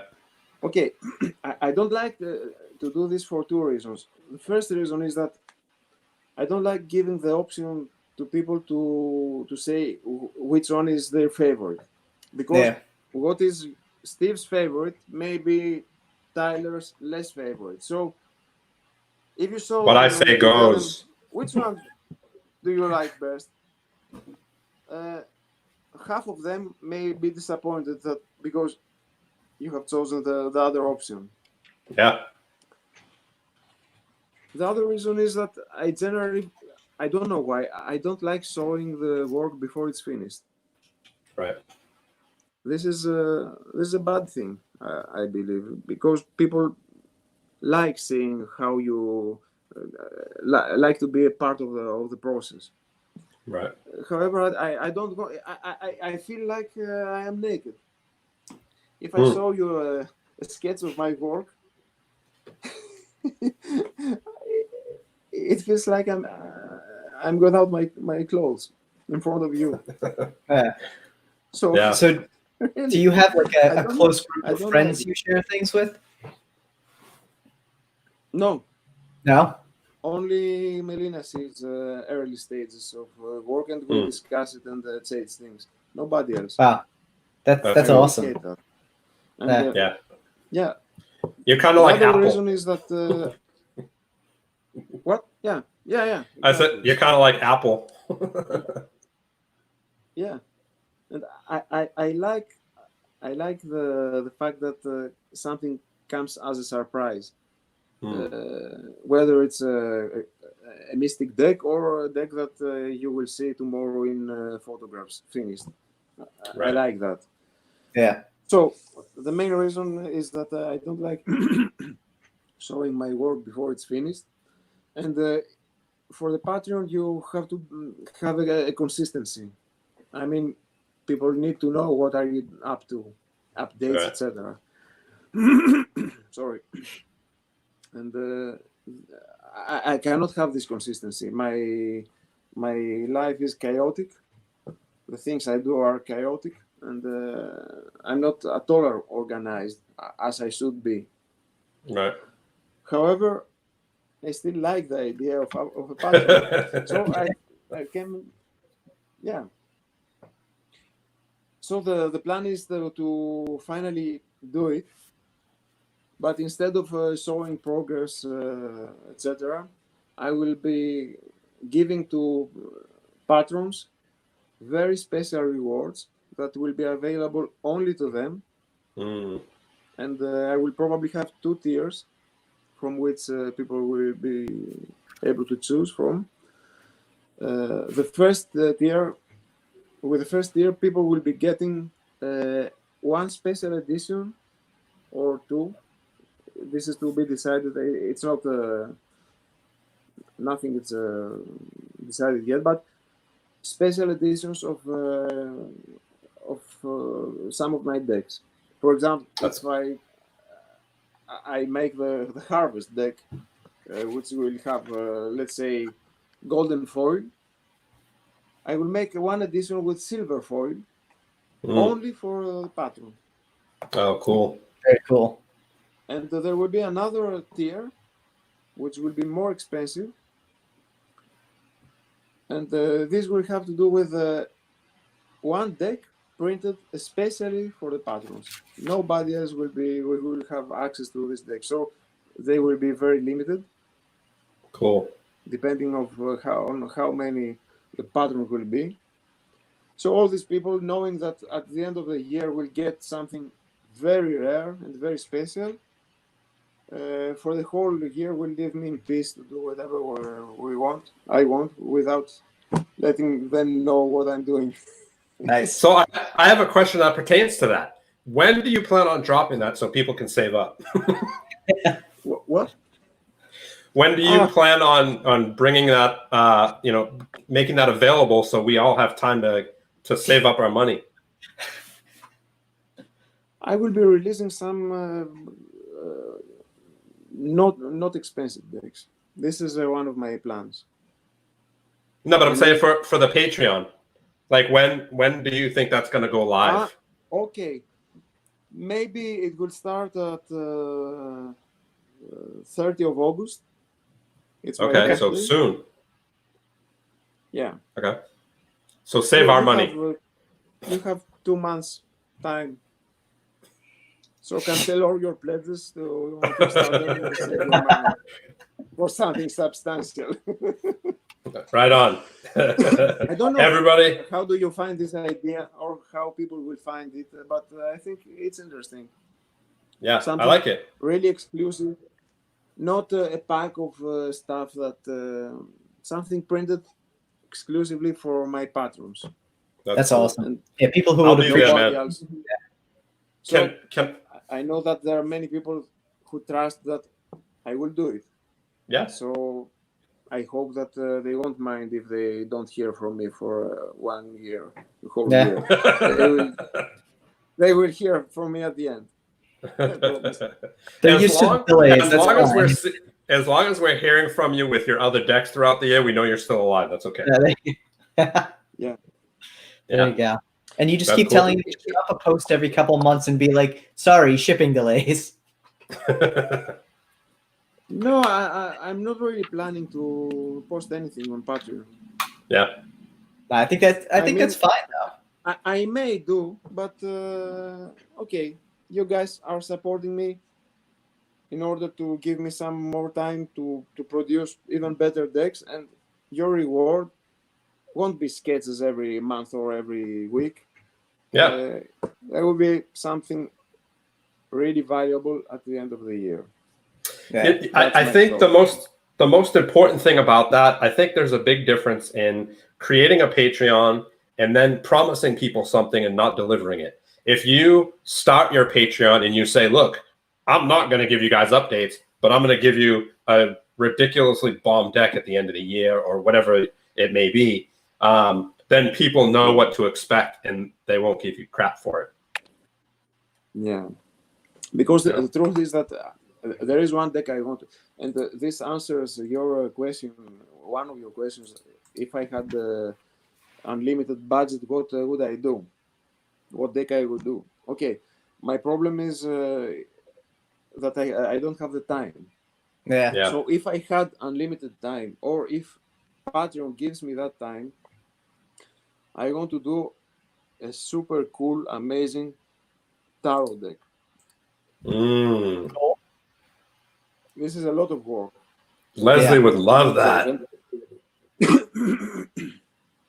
And I have it in my mind. I know what it will be a Byzantine style deck. Nice. But I love Byzantine art, and in general, I love religious art. It inspires me very much. I'm not religious at all.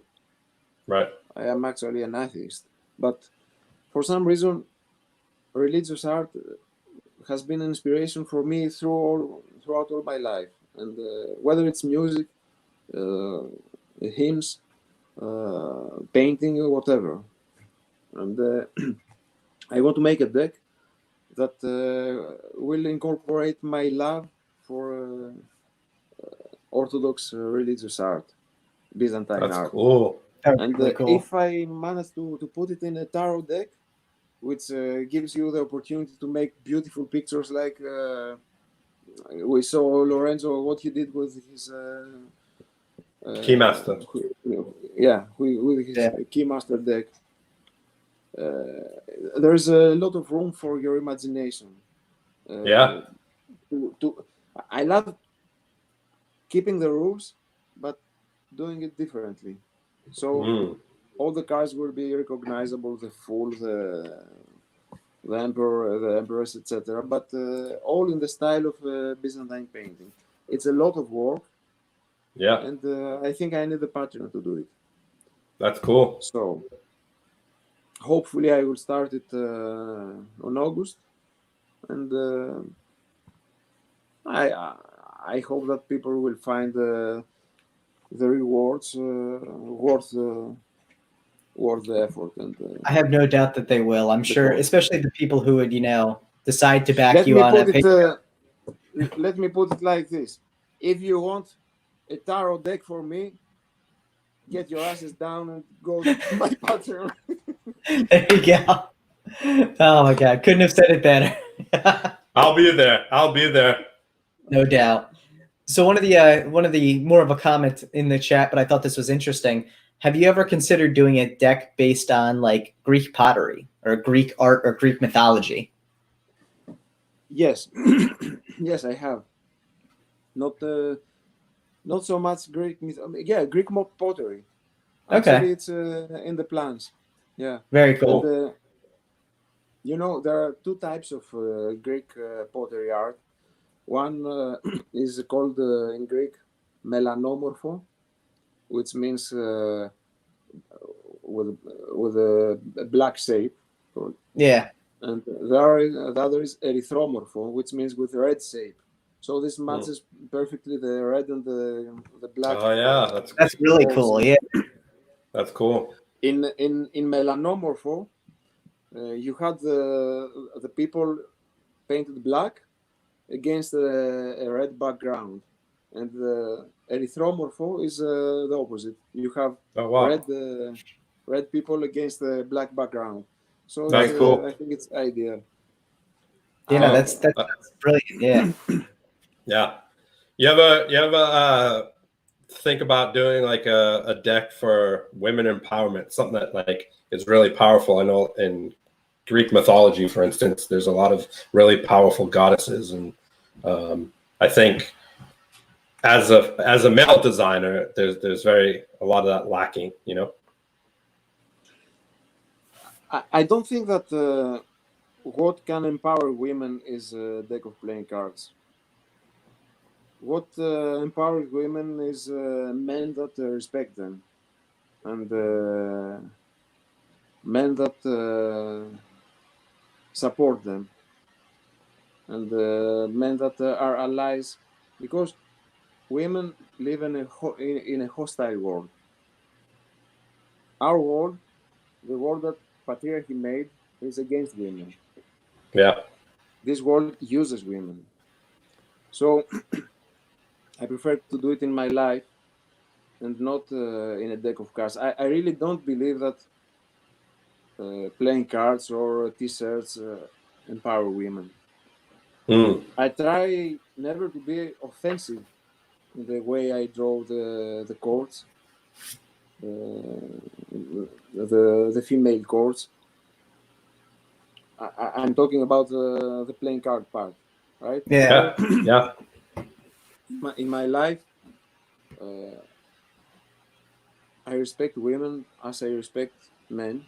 I mean, the men who deserve to be respected, because not every man deserves respect, and even not every woman.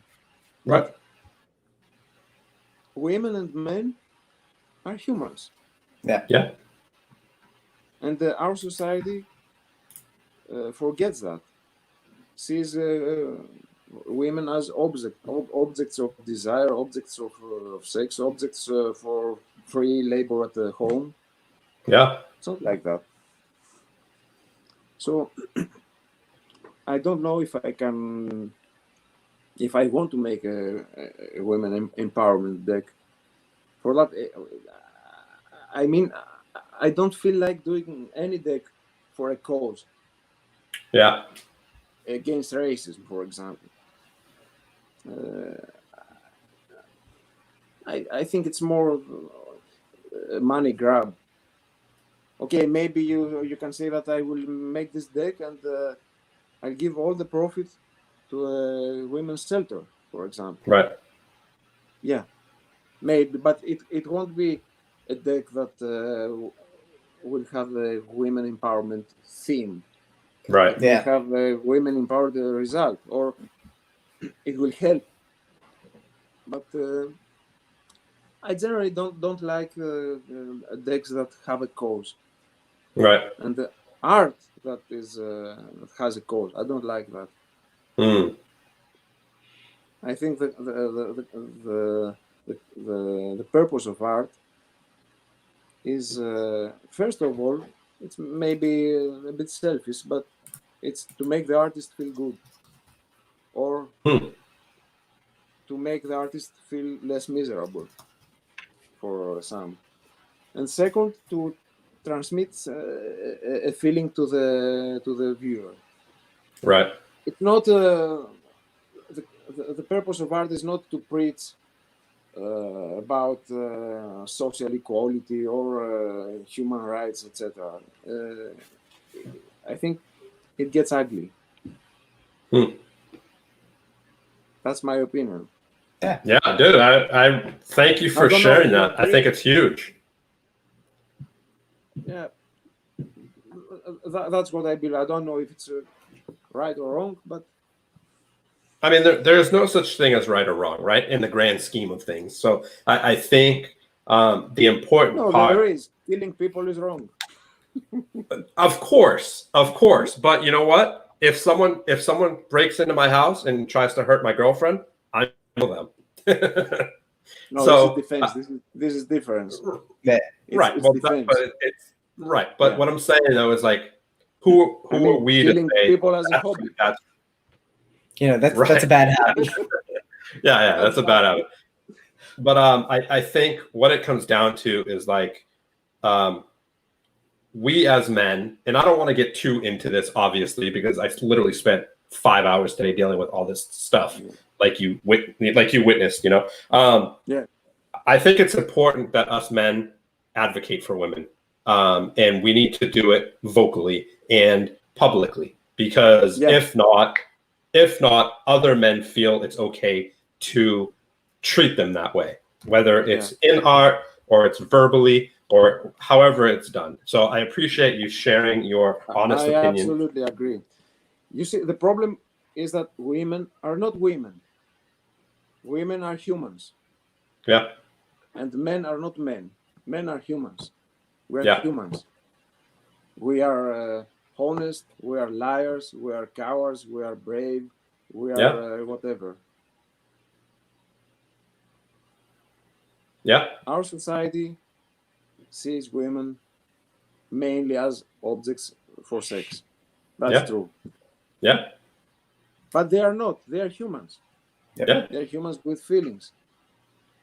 That's why we need to stick together, us men, Yeah. and It's advocate for them. Living. Yeah, absolutely. Yeah. I think that the main reason why our world is that shithole is patriarchy. Yeah.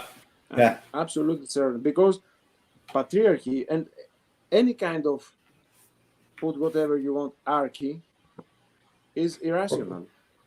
And since it's irrational, it has to be imposed. And if you impose something, you create illness. Yeah. That's what I believe. Yeah, very true.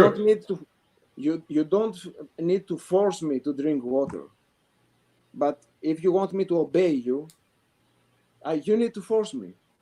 Yeah. And I may obey you, but this will cause other problems. Mm-hmm. I will carry this force to another person, to my son, to my daughter, to everybody. Yeah, that's where it gets ugly. Yeah. Yeah, I agree, dude. Thank you for sharing that. We got 100%. Love it. Oh, I wrote love it. Oh my gosh. Well, guys, let's do a last call for questions here, I guess. Lotrek, I just want to say, we really appreciate you sharing your honest opinion on, equality among, men and women. I think it's important that, like you said, we be vocal about that. But just being on the show, we're really appreciative of having you on, of sharing kind of your process, your view on, life in general. I think it's interesting. And also for playing your amazing PVC flute, which I'm still blown away that it sounds so amazing. One of the comments was, wow, I'm shocked PVC could sound that good. I blew the flute and you were blown away. I was, yeah. I felt like the power of it all the way over here. So we really do appreciate having you on, though, tonight. It's been an amazing experience. It's really just been nice to be able to sit down. For me, too. We're really glad to hear that. We're really glad to hear that. And honestly, anytime you want to come back on, you're always more than welcome. So, and actually, two things before I forget tonight, too, because we actually had a giveaway running earlier this week. I want to announce the winner. So if you take a look at the bottom of the screen there, you'll see a YouTube name, Parthiban Arjuna. Reach out to us either on Instagram or message on YouTube, and we will hook up you with these 2 Freak Show decks. And also, before we forget, guys, our guest next week is going to be Rick Smith Jr. So make sure to, it's going to be a fun one. He's an amazing magician. He actually holds the record for the world's fastest and farthest thrown card, which I think is amazingly impressive. So, dude, that dude can throw a card and hit anything. Like literally, he can throw a card from here and take your glasses off in Greece. The record for it, I think, is like something like 219 feet. He's ridiculous. He's That's ridiculous. it. Okay. And he threw it 91 miles per hour. So, like, I wish I could tell you what that is in kilometers per hour, but it's super fast. So, it's really impressive. Him Crypt. There you go. Send him a Crypt. He'll throw it. Oh, my God. Throw on the face of non-openers. Dude, thank you so much. Thank everybody. You. Yes, thank you for chiming in. Staying late. It was great. Thank you, everyone. Thank you so much. Make sure to like the video, guys, and subscribe to the channel, and tune in next week. Lotrek, stick around. Peace out. See you guys.